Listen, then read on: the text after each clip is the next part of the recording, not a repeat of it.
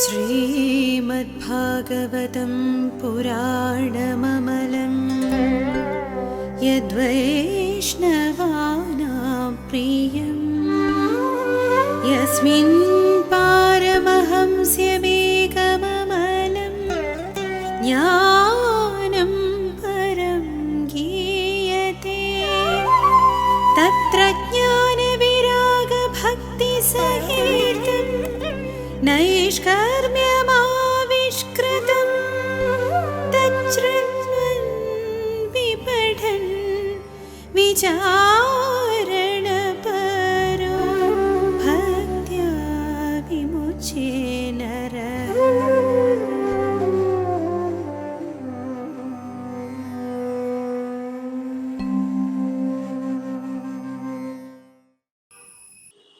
ബ്രഹ്മാംഭോധിസമുദ്ഭവം കലിമലപ്രധ്വംസിനം ചാവ്യയം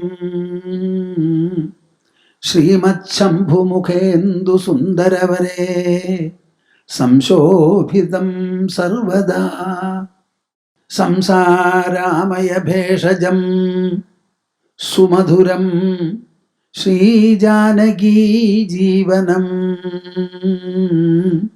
ധന്യാസ്തേ കൃതിനഃ പിബന്തി സതതം ശ്രീരാമനാമാമൃതം.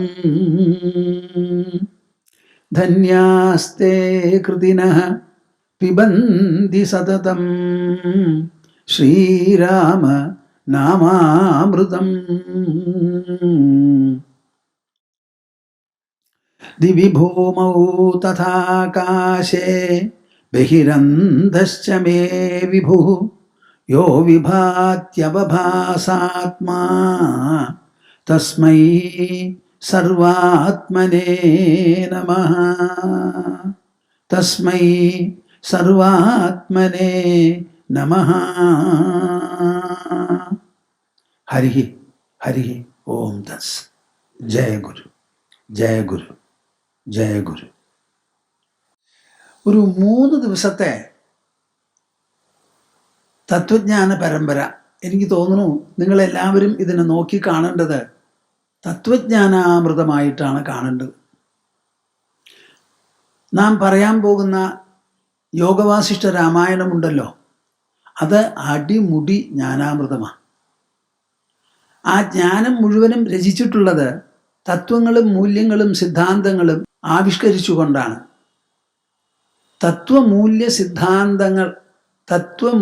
സിദ്ധാന്തങ്ങൾ ഈ 3 വാക്ക് നിങ്ങളെല്ലാവരും ഓർമ്മ വയ്ക്കണം. എല്ലാവരും ഓർമ്മ വയ്ക്കണം. തത്വം എന്ന് പറഞ്ഞാൽ അതൊരു വസ്തുവല്ല, ദ്രവ്യമല്ല, ഊർജമല്ല, നമ്മുടെ ഇന്ദ്രിയങ്ങൾ കൊണ്ട് ഗ്രഹിക്കാൻ പറ്റാവുന്നതല്ല. എന്നാൽ മനസ്സുകൊണ്ടും ബുദ്ധി കൊണ്ടും നമുക്ക് ഗ്രഹിക്കാൻ പറ്റും ചെയ്യും. ഇപ്പോൾ പൂജ്യം എന്ന് പറയുന്നു, അതിനെ കണ്ടുപിടിക്കാനോ കാണാനോ പറ്റുമോ? അതുമാതിരി ഇൻഫിനിറ്റി, അനന്തത എന്ന് പറയുന്നു, അത് നമുക്ക് മനസ്സിനും ബുദ്ധിക്കും മനസ്സിലാവുകയല്ലേ ഉള്ളൂ. അതേമാതിരി പല സംഗതികളുമുണ്ട്. നാം ഈ കാണുന്ന ലോകം കാണപ്പെടുന്ന ലോകം മാത്രമാണ്. ഇന്ദ്രിയങ്ങൾ കൊണ്ട് കാണാം, കേൾക്കാം, ഗ്രഹിക്കാം. പക്ഷേ ഇതിനെ കണ്ട് ഗ്രഹിക്കുന്ന മനസ്സും ബുദ്ധിയും ഉണ്ടല്ലോ, അത് കാണാനും പറ്റില്ല, നമുക്ക് ഒരാൾക്കും കാണാൻ പറ്റില്ല. പക്ഷേ നിങ്ങൾക്കൊരു മനസ്സുണ്ട്, ബുദ്ധിയുണ്ട് എന്നുള്ള കാര്യത്തിൽ സംശയമുണ്ടോ? ഇല്ല. അതിനെ പറഞ്ഞ് മനസ്സിലാക്കുന്നതും അതിനുള്ള പ്രത്യയങ്ങൾ രൂപീകരിക്കലും ആ പ്രത്യയങ്ങളുടെ സഹായത്താൽ ഊഹാപോഹങ്ങൾ വേണ്ടയിടത്ത് അതും ഉൾക്കൊണ്ട് കാര്യങ്ങളെ ഗ്രഹിപ്പിക്കുക, അതാണ് ഈ തത്വജ്ഞാനാമൃതം എന്ന് പറയുന്നത്. ശ്രീരാമനോട് വസിഷ്ഠൻ 18 ദിവസമാണ് ഇരുന്ന് സംസാരിച്ചത്. ഈ 18 ദിവസം സംസാരിക്കുന്ന സമയത്ത് ശ്രീരാമൻ കേട്ടുകൊണ്ടിരുന്നു. 16 വയസ്സ് പ്രായമേ ആയിട്ടുള്ളൂ. കേട്ട് ആ പറയുന്നത് ആയിത്തീർന്നു ഈ രാജകുമാരൻ. അപ്പൊ തത്വജ്ഞാനം വേണ്ടതുപോലെ ഒരു പ്രവാഹ രൂപത്തിൽ ഒഴുക്കിവിടാൻ സാധിച്ചു എന്നുണ്ടെങ്കിൽ അതിൽ എത്രയോ പേർക്ക് കുളിച്ച് അതിൽ ആഹ്ലാദിച്ച് ആറാടിക്കൊണ്ടിരിക്കാം. നിങ്ങൾ അതുപോലെ വേണം ഇത് കേൾക്കാൻ. എൻ്റെ ജീവിതത്തിൽ 3 പേരുടെ സ്വാധീനം വളരെ പ്രധാനമാണ്. അല്ല അതേ ഉള്ളൂ എന്ന് വേണമെങ്കിൽ പറയാം. ഒന്ന് ശ്രീരാമചന്ദ്ര മഹാപ്രഭു, ശ്രീരാമൻ. ഞാൻ ശ്രീരാമനെ പറയുമ്പോൾ ശ്രീരാമൻ ശ്രീരാമൻ എപ്പോഴും പറഞ്ഞോളന്നില്ല, രാമൻ എന്ന് പറയും. ഭഗവാനോട് അടുപ്പം കൂടുന്തോറും നമ്മൾ നീ എന്നൊക്കെയാണ് പറയുക, താങ്കൾ, ബഹുമാന്യൻ എന്നൊന്നും പറയാറില്ല. അപ്പോൾ ഒന്ന് രാമൻ, പിന്നെ ഒന്ന് കൃഷ്ണൻ. നമ്മുടെ ഭാരതത്തിൻ്റെ സംസ്കാരത്തിൽ ഈ സംസ്കാരം വളരെയധികം ദർശനശാസ്ത്രപരമാണെങ്കിലും നമ്മുടെ ഈ ഭൂഖണ്ഡത്തിൽ, പുണ്യഭൂമിയിൽ രണ്ട് പേരുടെ സ്വാധീനവും അതിൽ നിന്ന് കിട്ടുന്ന പ്രേരണകളും തള്ളിക്കളയാൻ പറ്റാത്തതാണ്. ഒന്ന് രാമൻ, ഒന്ന് കൃഷ്ണൻ. ഈ രാമനെയും കൃഷ്ണനെയും മാറ്റിവെച്ചാൽ എനിക്ക് തോന്നുന്നു പിന്നെ ഇന്ത്യയിൽ ഒന്നും ബാക്കിയുണ്ടാവില്ല. നമുക്കൊരു പഴമൊഴിയുണ്ട്, രാമൻ ചെയ്തതുപോലെ ചെയ്യൂ, കൃഷ്ണൻ പറഞ്ഞത് കേൾക്കൂന്ന്. നിങ്ങൾ ശ്രദ്ധിക്കേണ്ട രണ്ട് പഴമൊഴിയാണ്. രാമനെ പറ്റി നമ്മൾ പറയുന്നത് മര്യാദാ പുരുഷോത്തമൻ എന്നാണ്. മനുഷ്യജീവിതത്തിൽ മര്യാദയുടെ പേരിലോ മാനത്തിൻ്റെ പേരിലോ സഭ്യതയുടെ പേരിലോ ആചാരാനുഷ്ഠാനങ്ങളുടെ പേരിലോ എന്തിൻ്റെയെല്ലാം പേരിൽ നന്മയും മൂല്യങ്ങളുമുണ്ടോ അതിൻ്റെ മുഴുവനും ഒരു മൂർത്തിമത് ഭാവമാണ് ശ്രീരാമൻ. മര്യാദയുടെ പുരുഷോത്തമനാണ്. അതുകൊണ്ട് രാമൻ ചെയ്തത് എല്ലാവർക്കും ചെയ്യാൻ പരിശ്രമിക്കേണ്ടതാണ്. രാമനെ പോലെ കൊച്ചു രാമന്മാരാവണം നമ്മുടെ കുട്ടികളും മുതിർന്നവരും എല്ലാവരും തന്നെ. സാധാരണ രാമനെ ആരാധിക്കുക, ക്ഷേത്രങ്ങൾ പലതും കെട്ടുക, പൂജിക്കുക, വന്ദിക്കുക, ഇത് നമ്മുടെ സമ്പ്രദായത്തിൽപ്പെടും. പക്ഷെ നാം ഇതെല്ലാം ചെയ്യുന്നത് എന്തിനാണ് എന്നൊന്ന് ആലോചിച്ചു നോക്കിയാൽ ശ്രീരാമനിൽ നാം കാണുന്ന തത്വമൂല്യ സിദ്ധാന്തങ്ങളും സദാചാരങ്ങളുമെല്ലാം ഏത് മനുഷ്യരാശി ഒറ്റയ്ക്കും കൂട്ടായും എന്നേക്കും അഭിലഷിക്കേണ്ടതും അതിനുവേണ്ടി അനവരതം പരിശ്രമിക്കേണ്ടതുമാണ്. അതിൻ്റെ പേരിലാണ് രാമൻ ആരാധ്യത വന്നിരിക്കുന്നത്.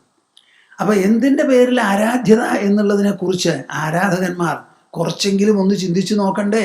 മനുഷ്യ ജീവിതത്തിൽ രാമൻ എങ്ങനെ രാമനായി? അതാണ് ഞാനിവിടെ ചർച്ച ചെയ്യാൻ പോകുന്നത്. രാമനെ രാമനാക്കിയത് ആരാണ്, എന്താണ്, അത് എപ്പോൾ സംഭവിച്ചു, എങ്ങനെ സംഭവിച്ചു? ശ്രീരാമൻ്റെ ചരിതമെഴുതിയ വാൽമീകി മഹർഷിയെ ആരും അത്ര ഓർമ്മ വയ്ക്കാറില്ല. ശ്രീരാമൻ ഉപദേശം കൊടുത്ത വസിഷ്ഠ മഹർഷിയുടെ പേര് അത്രയും കേൾക്കാറില്ല. പക്ഷേ ശ്രീരാമൻ പ്രതിഷ്ഠിതനായി നിത്യസ്മരണീയനായിരിക്കുകയാണ് നമ്മുടെ ജീവിതത്തിൽ. എന്താ ഇത് രണ്ടും തമ്മിൽ വ്യത്യാസം?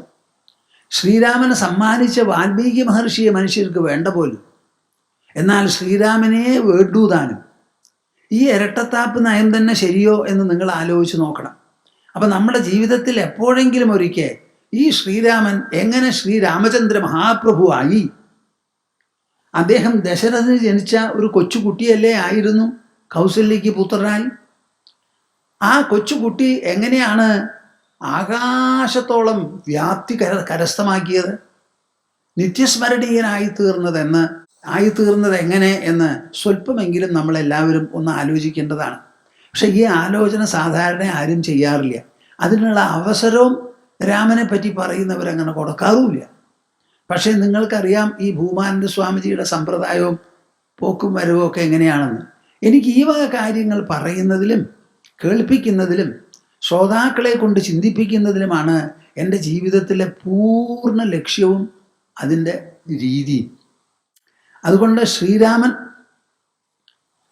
ചെയ്തതൊക്കെ നമുക്ക് ചെയ്യാം, കുട്ടികൾക്ക് പറഞ്ഞു കൊടുക്കാം, ചെറുപ്പം മുതൽക്ക് വയസ്സായവർക്കും. എന്നാൽ കൃഷ്ണൻ ഒരു അമാനുഷത്വം പ്രകടമാക്കി പോകുന്നവനാണ്. ഇപ്പം ഭീഷ്മരുടെ നിലപാട് നിങ്ങൾക്ക് ചിന്തിച്ചു നോക്കിയാൽ പെട്ടെന്ന് മനസ്സിലാക്കാൻ പറ്റില്ല. അനുഗ്രഹിച്ചത് യുധിഷ്ഠിരനെ, യുദ്ധം ചെയ്തതോ ദുര്യോധനു വേണ്ടിയും. ഇത് ദുര്യോധനെ പറഞ്ഞ് മനസ്സിലാക്കുകയുണ്ടായി, എന്നിട്ടാണ് സേനാധിപനായത്. അങ്ങനെ ഒരു നില നിങ്ങൾ മുത്തശ്ശന്മാരും മുത്തശ്ശിമാരുമായിട്ടുള്ളവർ എടുക്കാൻ നിങ്ങൾക്ക് സാധിക്കുമോ? ആലോചിച്ച് നോക്കൂ. അപ്പോൾ ഒരു തരത്തിലുള്ള അമാനുഷത്വം ഈ കൃഷ്ണനിൽ നാം കാണുന്നുണ്ട്. അതുകൊണ്ട് കൃഷ്ണൻ പറഞ്ഞത് കേൾക്കൂ, അതനുസരിക്കൂ. രാമൻ ചെയ്തതൊക്കെ നിങ്ങളുടെ ജീവിതത്തിൽ പകർത്തൂ എന്നാണ് പഴമൊഴി. ഇത് രണ്ടും വിട്ട് എൻ്റെ ജീവിതത്തിൽ ചെറുപ്പം മുതൽക്കുണ്ടായ സ്വാധീനം ശങ്കരാചാര്യൻ്റെയാണ്. ആ ഉണ്ണിശങ്കരൻ വിധവയായിരിക്കുന്ന അമ്മയെ ഒറ്റയ്ക്ക് വേറെ ആരും സഹായത്തിനുമില്ലാതെ അങ്ങോട്ട് വിട്ടൊരു പോക്ക് പോയല്ലോ ഗോവിന്ദപാദരെ കാണാൻ നർമ്മദാ നദീ തീരത്തിലേക്ക്. എന്താണ് ഈ ഉണ്ണിശങ്കരൻ ഇങ്ങനെ പോയത്? ഉണ്ണിശങ്കരന് അമ്മയെ സ്നേഹം ഉണ്ടായിരുന്നില്ലേ? ആ അമ്മയ്ക്ക് മകൻ വേണ്ട എന്നായിരുന്നുവോ? ഇതൊക്കെ സ്നേഹമുണ്ടായിരുന്നു, അന്യോന്യം അപേക്ഷയും ഒക്കെ ഉണ്ട്. എന്നാലും തൻ്റെ അമ്മയെ ഒറ്റയ്ക്ക് വിട്ട് ഒരു പോക്ക് പോയപ്പോൾ എന്താണ് അതിൻ്റെ പിന്നിലുള്ളതായ പ്രേരണ, നിർബന്ധം, ഉത്സാഹം, പ്രതിബദ്ധത? എന്താണത് എന്ന് ഞാനിങ്ങനെ ചെറുപ്പം മുതൽക്ക് ആലോചിക്കും. അപ്പം മനുഷ്യൻ്റെ ഹൃദയത്തിന് വല്ലാത്തൊരു മാടിവിളിയുണ്ട്. ആ മാടിവിളി വന്നു കഴിഞ്ഞാൽ അതിൻ്റെ മുൻപിൽ ഒന്നും അവിടെ അവശേഷിക്കില്ല, നിൽക്കൂല. നാം ജനിച്ചത് ദേഹദൃഷ്ടി കൊണ്ട് നോക്കിയാൽ അച്ഛനമ്മമാരുടെ ശരീരങ്ങളിൽ നിന്നാണ്. പക്ഷേ നാം ശരീരമല്ല, ശരീരത്തിലുള്ള ശരീരിയാണ്, ജീവനാണ്. ആ ജീവനെ അമ്മയോ അച്ഛനോ പ്രസവത്തിന് കാരണമാകുകയോ ചെയ്തിട്ടില്ല. ആ ജീവന് എന്തെങ്കിലും ഒരു കൂറും ഒരു ബന്ധവുമുണ്ടെങ്കിൽ അത് എല്ലാ ദിക്കിലും വ്യാപിച്ചു കിടക്കുന്ന പരമാത്മസത്താ വിശേഷത്തോടു കൂടിയാണ്. ആ ഒരു ബോധം അല്ലെങ്കിൽ അതിലേക്കുള്ള ഒരു ആഹ്വാനം നമ്മൾക്ക് കിട്ടിക്കഴിഞ്ഞാൽ അതിൻ്റെ മുൻപിൽ ഈ പ്രാപഞ്ചിക ബന്ധങ്ങൾ ഒന്നും നിൽക്കില്ല. ആ ഉണ്ണിശങ്കരൻ ഒറ്റയ്ക്ക് നടന്നു ചെന്നു നർമ്മദാ നദീ തീരത്തിലേക്ക്. എന്ത് സാഹസിക യാത്രയായിരുന്നു അത്! അതിന് കാരണമോ തൻ്റെ അച്ഛൻ പറഞ്ഞ വാക്കാണ്. അന്നൊക്കെ ശാസ്ത്രമൊക്കെ നല്ലോണം പഠിപ്പിക്കുമ്പോൾ ഉപനിഷത്തുകളുമൊക്കെ പഠിച്ചു കാണുമല്ലോ. അച്ഛനോട് ചോദിച്ചു, അച്ഛാ, ഈ ബ്രഹ്മജ്ഞാനത്തെപ്പറ്റി വേദങ്ങളെല്ലാം വളരെ പുകഴ്ത്തി പറയുന്നുണ്ടല്ലോ, ആ ബ്രഹ്മജ്ഞാനം നമുക്ക് എങ്ങനെയാണ് കിട്ടുക? അച്ഛൻ പറഞ്ഞു, മോനെ, ഞാനും വേദം ചൊല്ലുന്നവനാണ്, പക്ഷെ എനിക്കിത് പറഞ്ഞു തരാൻ പറ്റില്ല. എൻ്റെ അറിവിൽ അടുത്ത പരിസരത്ത് ആരുമില്ല. ആരെങ്കിലും ഒരാൾ നിന്നെ സഹായിക്കുമെങ്കിൽ ഞാൻ പറഞ്ഞു കേട്ടതിൻ്റെ അടിസ്ഥാനത്തിൽ പറയാം, ഗോവിന്ദപാദൻ മാത്രമേ നിനക്ക് പറ്റിയ ഉത്തരം തന്ന് തൃപ്തിപ്പെടുത്തുള്ളൂ. നർമ്മദാ നദീതീരത്തിൽ ഒരു കുടീരത്തിൽ തപസ്വിയായി സന്യാസിയായി കേവലജ്ഞാന നിഷ്ഠയനുസരിച്ച് കഴിഞ്ഞു കൂടുന്ന ആളാണ് അദ്ദേഹം എന്ന് പറഞ്ഞു. താമസിയാതെ അച്ഛൻ പോവുകയും ചെയ്തു. അവരൊറ്റ വാക്കിൻ്റെ മുൻപിലാണ് പോയത്. അയോധ്യയിൽ ദശരഥ മഹാരാജാവിൻ്റെ സീമന്ത പുത്രനായിട്ടാണ് രാമൻ ജനിച്ചത്. ആ രാമനും യോഗവാസിഷ്ഠവും തമ്മിൽ എന്താണ് ബന്ധം? ആരെങ്കിലും ഇത് ആലോചിച്ച് നോക്കാറുണ്ടോ? ഈ യോഗവാസിഷ്ഠ രാമായണം എന്ന് പറഞ്ഞാൽ അത് തനതായ ഒരു ഗ്രന്ഥമാണ്. സാധാരണ വാൽമീകി രചിച്ച ജീവചരിത്ര രാമായണം ഉണ്ടല്ലോ, അതിൽ 24,000 സംസ്കൃത ശ്ലോകങ്ങളാണെങ്കിൽ യോഗവാസിഷ്ഠ രാമായണത്തിൽ 32,000 ശ്ലോകങ്ങളാണ്. അത്രയും ബൃഹത്തായ ഒരു ഗ്രന്ഥത്തെ ഈ ജീവിതചരിത്രം കുറിക്കുന്ന രാമായണത്തിൻ്റെ ഭാഗമാക്കാൻ സാധിക്കില്ല.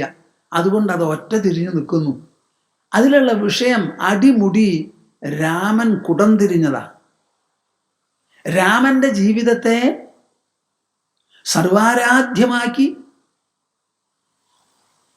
അസാമാന്യമായിരിക്കുന്ന പ്രഭാവത്തോടും ദീപ്തിയോടും മാതൃകാ സ്വഭാവത്തോടും കൂടി രചിച്ചത് ഈ യോഗവാസിഷ്ഠ രാമായണത്തിൽ പറയുന്ന 32,000 ശ്ലോകങ്ങളാണ്. അങ്ങനെ ഒരു ഗ്രന്ഥം രാമൻ വായിക്കുകയല്ല ചെയ്തത്, കേൾക്കുക ചെയ്തത്.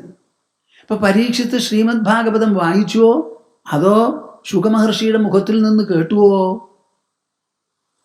കേൾക്കുകയാണ് ചെയ്തത്.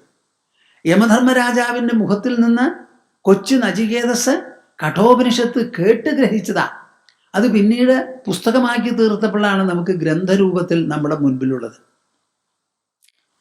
ആ യോഗവാസിഷ്ഠ രാമായണത്തിൽ മുങ്ങി മുങ്ങി മുങ്ങി മുങ്ങി ആറാടി ആറാടി വിഹരിച്ചവനാണ് ഈ ശ്രീരാമൻ.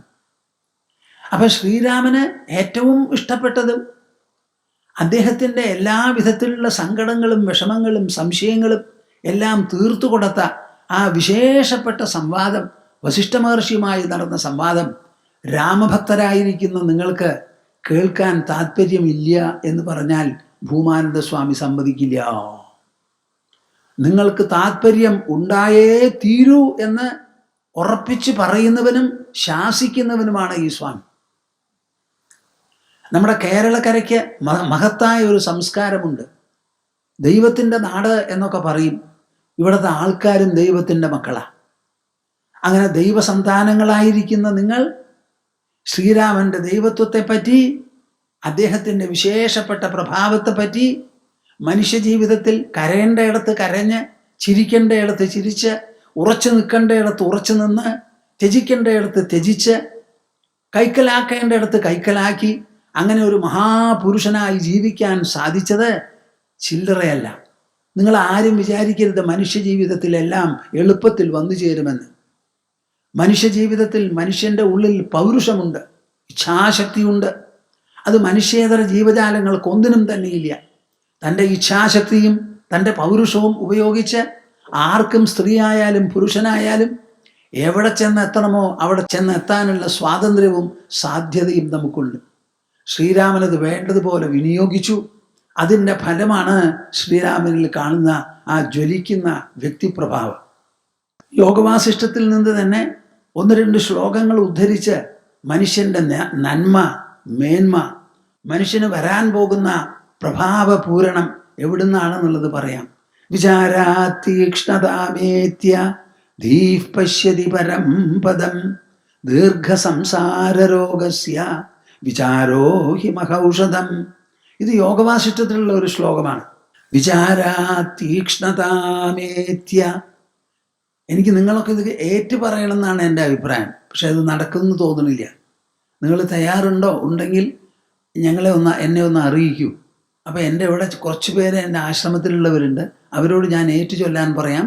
നിങ്ങളും അതേ സമയത്ത് ഏറ്റു ചൊല്ലൂ. എല്ലാമല്ല, ചില ശ്ലോകങ്ങൾ.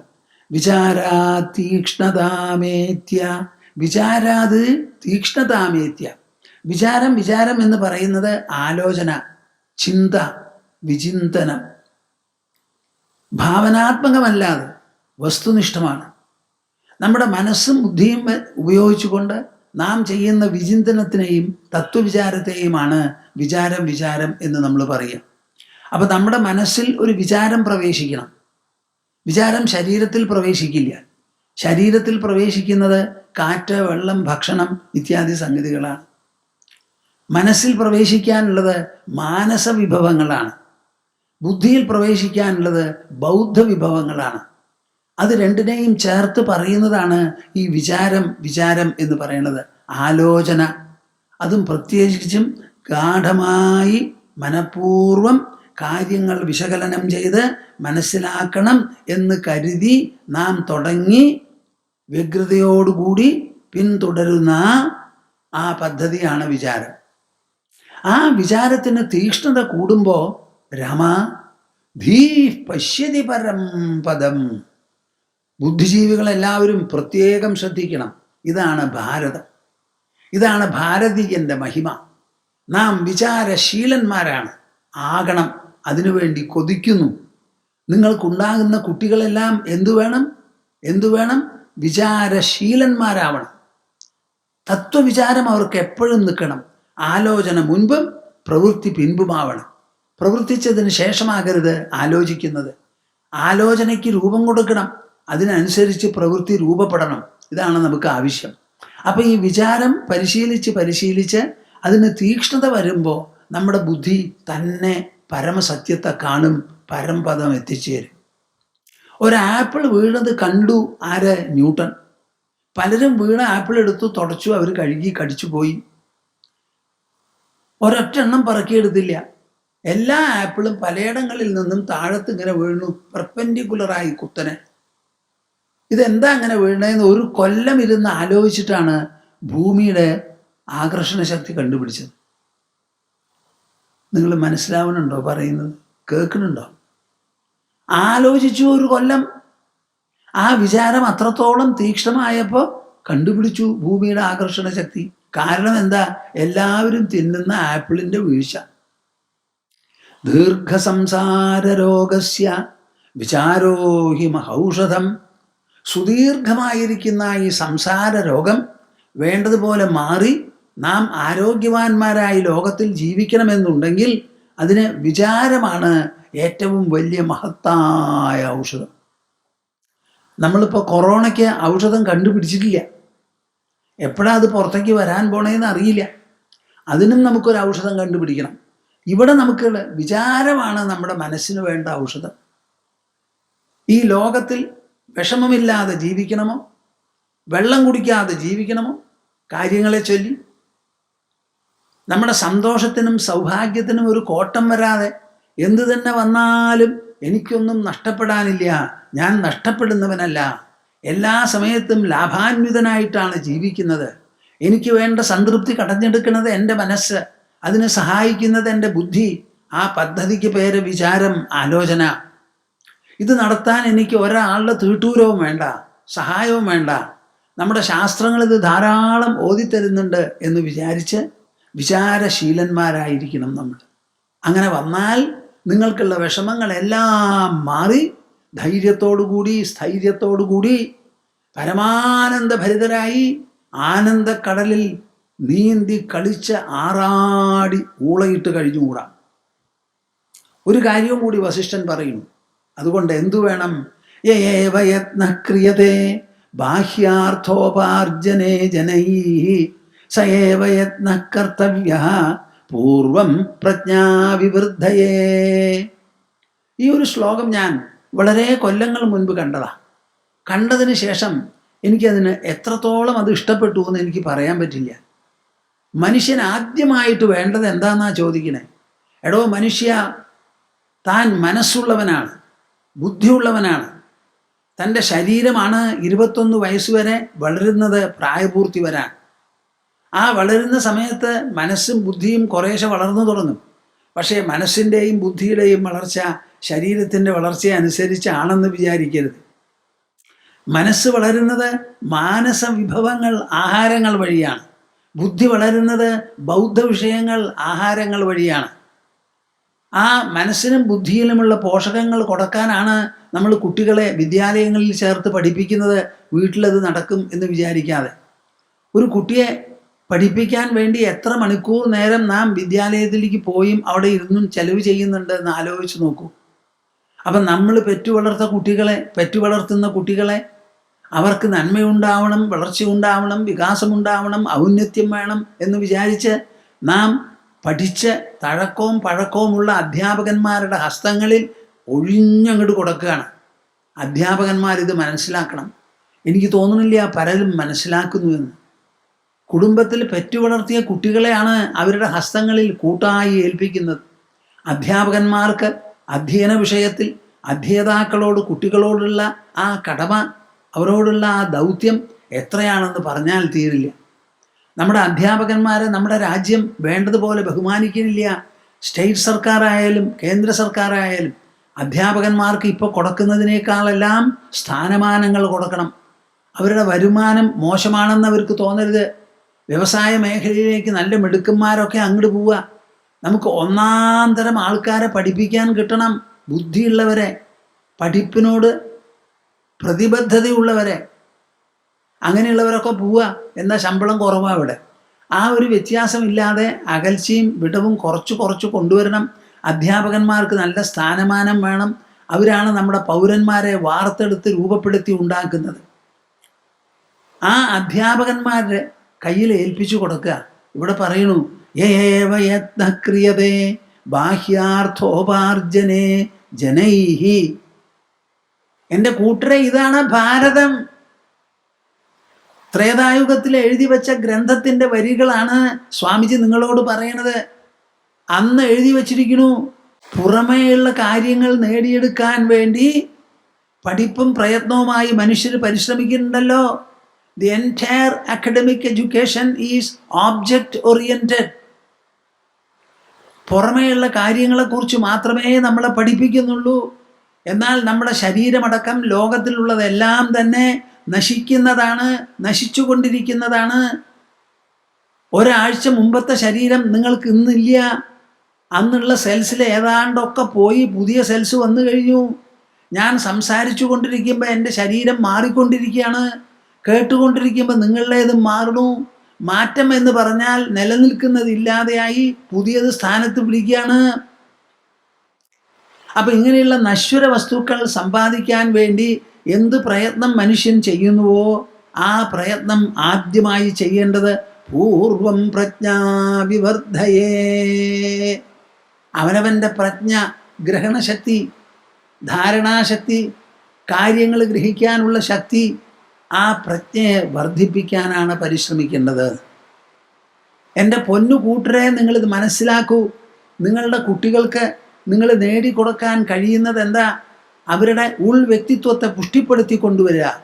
അവരുടെ മനസ്സിനും അവരുടെ ബുദ്ധിക്കും കൂടുതൽ കൂടുതൽ കാര്യങ്ങൾ ഗ്രഹിച്ച് ആ ഉള്ളിലുള്ള വിഭവത്തെ വേണ്ടതുപോലെ മനസ്സിലാക്കത്തക്ക വിധത്തിൽ അവരെ പ്രബുദ്ധരാക്കി തീർക്കുക. ഇതാണ് ആവശ്യം. അപ്പം ആദ്യമേ ചെയ്യേണ്ടത് മനുഷ്യൻ്റെ മനസ്സ് നന്നാവാനാണ്. ആ മനസ്സ് നന്നാവാനും ബുദ്ധി നന്നാവാനുമുള്ള വഴികളാണ് കാലത്ത് എണീക്കൂ, നേരത്തെ എണീക്കൂ, കുളിക്കൂ, ക്ഷേത്രത്തിൽ ഒന്ന് പോയി വരൂ, അവിടെ ചെന്ന് ഒന്ന് പ്രദക്ഷിണം വയ്ക്കൂ, നമസ്കരിക്കൂ, പ്രസാദം തൊടൂ എന്നൊക്കെ പറയണത് കുട്ടികളും പറഞ്ഞയക്കുന്നവരും മനസ്സിലാക്കുന്നില്ലെങ്കിലും നമ്മുടെ ഉൾവ്യക്തിത്വത്തെ സമ്പുഷ്ടമാക്കാൻ വേണ്ടിയുള്ള കാര്യമാത്ര പ്രസക്തമായ ഒരു പ്രയത്നമാണത്. കൂട്ടരെ, നിങ്ങളിത് മനസ്സിലാക്കണം. ഇന്നത്തെ കാലത്ത് അതൊന്നും വേണ്ട, അതൊന്നും വേണ്ട, അത് മുത്തശ്ശനും മുത്തശ്ശിക്കും ഉള്ളതാ ക്ഷേത്രം. അല്ലല്ലല്ല, ക്ഷേത്രത്തിൽ പോകുന്നത് നമ്മളാണ്. അവിടെ നടക്കണതൊന്നും ക്ഷേത്രാധിപന് വേണ്ടിയിട്ടല്ല, പോകുന്ന മനുഷ്യർക്ക് വേണ്ടിയിട്ടുള്ളതാണ്. അപ്പം നമ്മുടെ ഉള്ളിലൊരു മനസ്സുണ്ട്, ഒരു ബുദ്ധിയുണ്ട്. ആ മനസ്സിനെ വികസിക്കണം. അതിന് മൂല്യങ്ങൾ വേണം, തത്വങ്ങൾ വേണം, സിദ്ധാന്തങ്ങൾ വേണം. അതിൻ്റെ ആരോഗ്യം തത്വമൂല്യ സിദ്ധാന്തങ്ങളിലൂടെയാണ് പോഷണം, അഭിവൃദ്ധി എന്ന് കുട്ടികളെ പറഞ്ഞു കൊടുക്കാൻ നമുക്ക് പറ്റില്ല, അവർക്ക് വയസ്സായില്ല.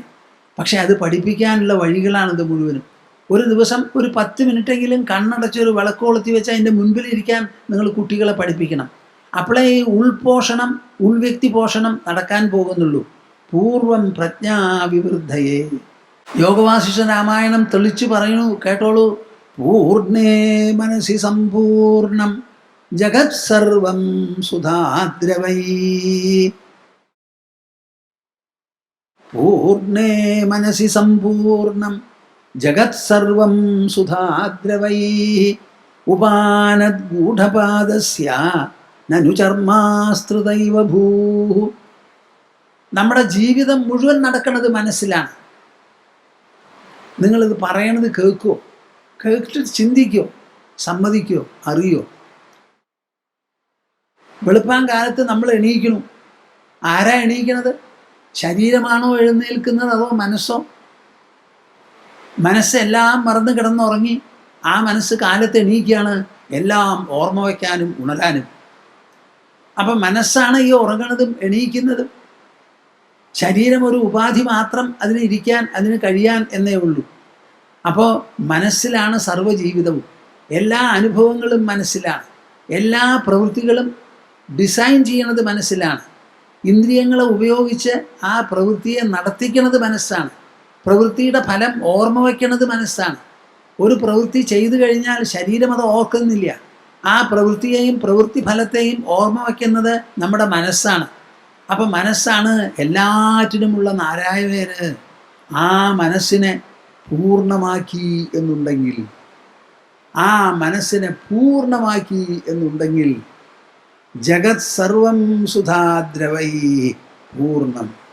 ഈ ലോകം മുഴുവനും സുധാദ്രവൈ, അമൃതിൻ്റെ ഒഴുക്കുകൾ കൊണ്ട് പൂർണ്ണമാകും നമ്മുടെ മനസ്സ് പൂർണ്ണമായാൽ. ഒരു കൂളിംഗ് ഗ്ലാസ് വെച്ച് നോക്കുമ്പോൾ സൂര്യനെ പോലും നമുക്ക് നോക്കാം. എല്ലാം തണുക്കണു, കറുപ്പ് നിറമാകും. അതേപോലെ ഈ മനസ്സിനെ പൂർണ്ണത അനുഗ്രഹിച്ചു, അലങ്കരിച്ചു എന്നുണ്ടെങ്കിൽ നാം നോക്കുന്നിടത്ത് മുഴുവനും അമൃത നിറഞ്ഞിരിക്കും. ഉപാനദ്ഗൂഢപാദസ്യ നനു ചർമാസ്തൃതൈവ ഭൂ. നമുക്ക് നടക്കുന്നിടത്തെല്ലാം കല്ലും മണ്ണും മുള്ളും ഒക്കെ ഉണ്ട്. അതൊന്നും കാലിൽ തട്ടാതെ ബുദ്ധിമുട്ടില്ലാതെ പോകണമെന്ന് പറഞ്ഞാൽ തോലോ അല്ലെങ്കിൽ ബാക്കിയുള്ള സാധനമോ മേടിച്ച് എല്ലായിടത്തും വിരിച്ചിട്ട് ആ വിരിച്ചതിൻ്റെ മുകളിൽ നടക്കാൻ പറ്റുമോ? അതിൻ്റെ ആവശ്യമുണ്ടോ? ഇല്ല. മനുഷ്യന് ബുദ്ധിയുണ്ട്. ആ ബുദ്ധി ഉപയോഗിച്ച് എന്ത് വേണം? 2 ചെരുപ്പ് അങ്ങ് ഇട്ട് നടക്കുക. അപ്പം ചെരുപ്പ് എന്തുകൊണ്ട് ഉണ്ടാക്കിയോ? അതൊരു പരവതാനി പോലെ എല്ലാ സ്ഥലത്തും വിരിച്ചു കാണും. അപ്പം ചെരുപ്പിട്ട് നടക്കുന്നവന് ഈ ഭൂമി മുഴുവനും തോലുകൊണ്ട് മൂടപ്പെട്ടതായിരിക്കും വാസ്തവത്തിൽ, സത്യത്തിൽ. അതുപോലെയാണ് ഈ മനസ്സിൻ്റെ പൂർണ്ണത.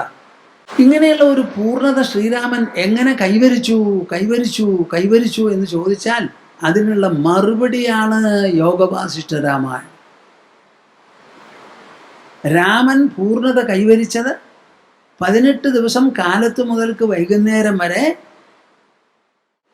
അയോധ്യ രാജധാനിയിലുള്ള ദർബാർ ഹാളിൽ വസിഷ്ഠ മഹർഷിയുടെ മുൻപിലിരുന്ന് അദ്ദേഹം പറയണത് പൂർണ്ണമായി കേട്ട് ശ്രദ്ധിച്ച് ഉൾക്കൊണ്ട് മനസ്സിലെല്ലാം ഇങ്ങനെ ചേർന്ന് ഇങ്ങനെ വെള്ളത്തിൽ പാലൊഴിച്ചാൽ ആ പാലിന് വെള്ളം സ്വീകരിച്ച് വെളുപ്പ് നിറമാകുന്നത് പോലെ വസിഷ്ഠ മഹർഷി പറയണത് മുഴുവൻ കേട്ട് ഗ്രഹിച്ച് മനസ്സിൽ ലയിച്ച് ആ മനസ്സത്തോടുകൂടി ചേർന്ന് ഒന്നായി തീർക്കും.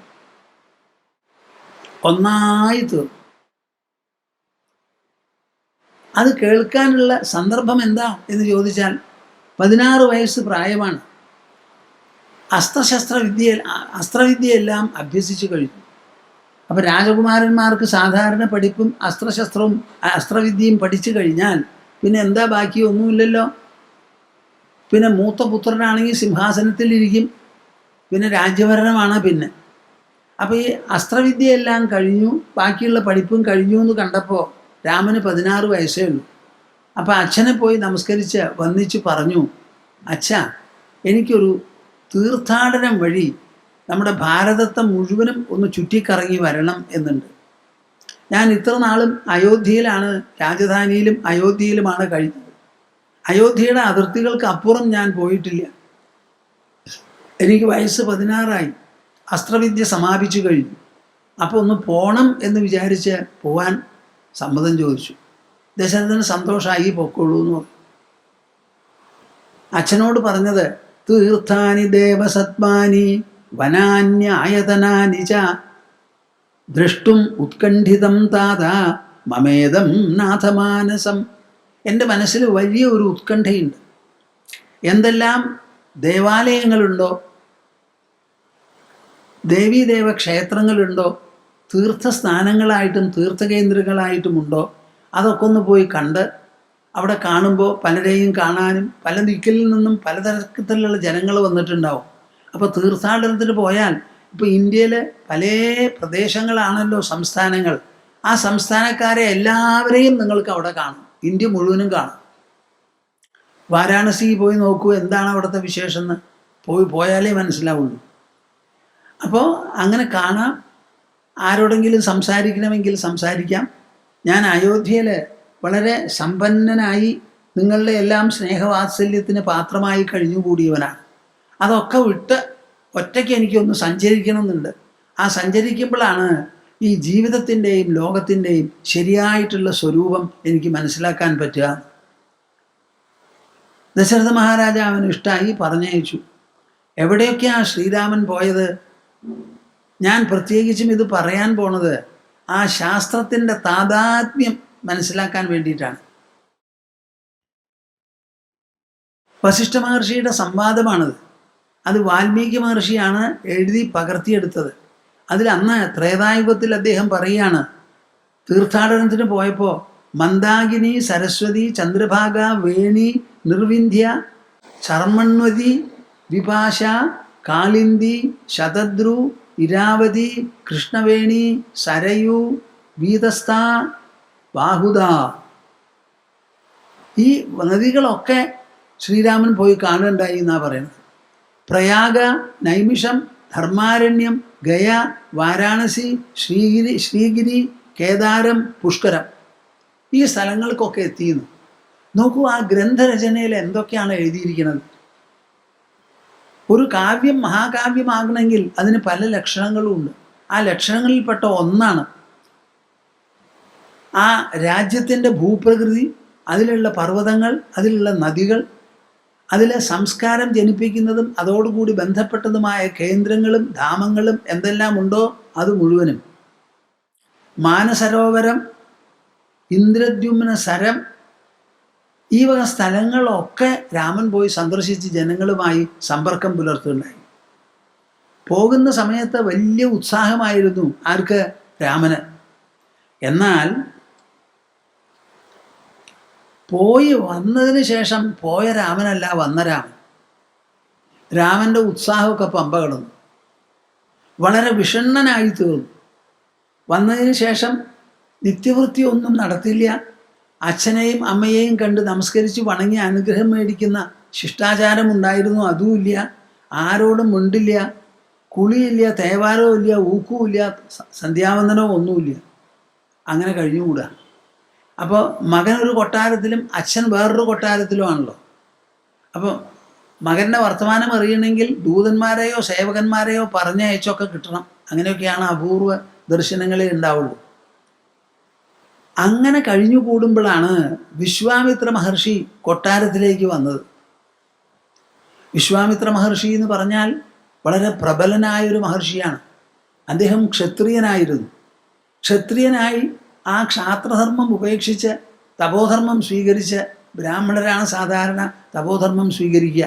ബ്രാഹ്മണരെന്ന് പറഞ്ഞാൽ ആ ബ്രാഹ്മണ ഗുണവിശേഷങ്ങൾ ഉള്ളവരാരായാലും കൊള്ളാം, എവിടെ ജനിച്ചാലും കൊള്ളാം.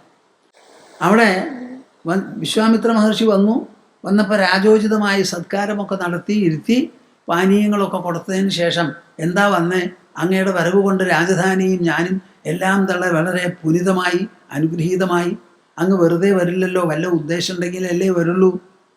അപ്പം എന്താണ് ഉദ്ദേശം എന്ന് ചോദിച്ചപ്പോൾ വിശ്വാമിത്രൻ പറയാണ്, തവാസ്ഥിതനയ ശ്രീമാൻ ധൃപ്തശാർദൂല വിക്രമ മഹേന്ദ്ര സദൃശോ വീര്യെ രാമോ രക്ഷോ വിദാരണ തം പുത്രം രാജശാർദൂല രാമം സത്യപരാക്രമം കാകപക്ഷധരം ശൂരം ജ്യേഷ്ഠം മേ ധാതുമർഹസി. ഞാൻ എന്താ ചിരിക്കണേന്നറിയോ? പറയാം.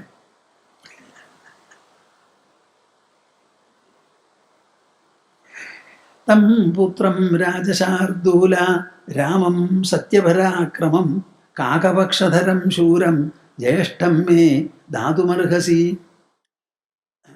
അങ്ങയുടെ വിശേഷപ്പെട്ട പുത്രൻ രാമനുണ്ടല്ലോ, അദ്ദേഹം എല്ലാ വിധത്തിലും പുലിയും നരിയും സിംഹവും പോലെയൊക്കെയാണ്.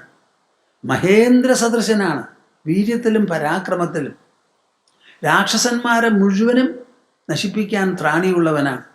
ഇതൊക്കെ മനസ്സിലാക്കിയിട്ട്, ഹേ രാജശാർദൂല, ആ സത്യപരാക്രമനായിരിക്കുന്ന രാമൻ കാകപക്ഷധരം.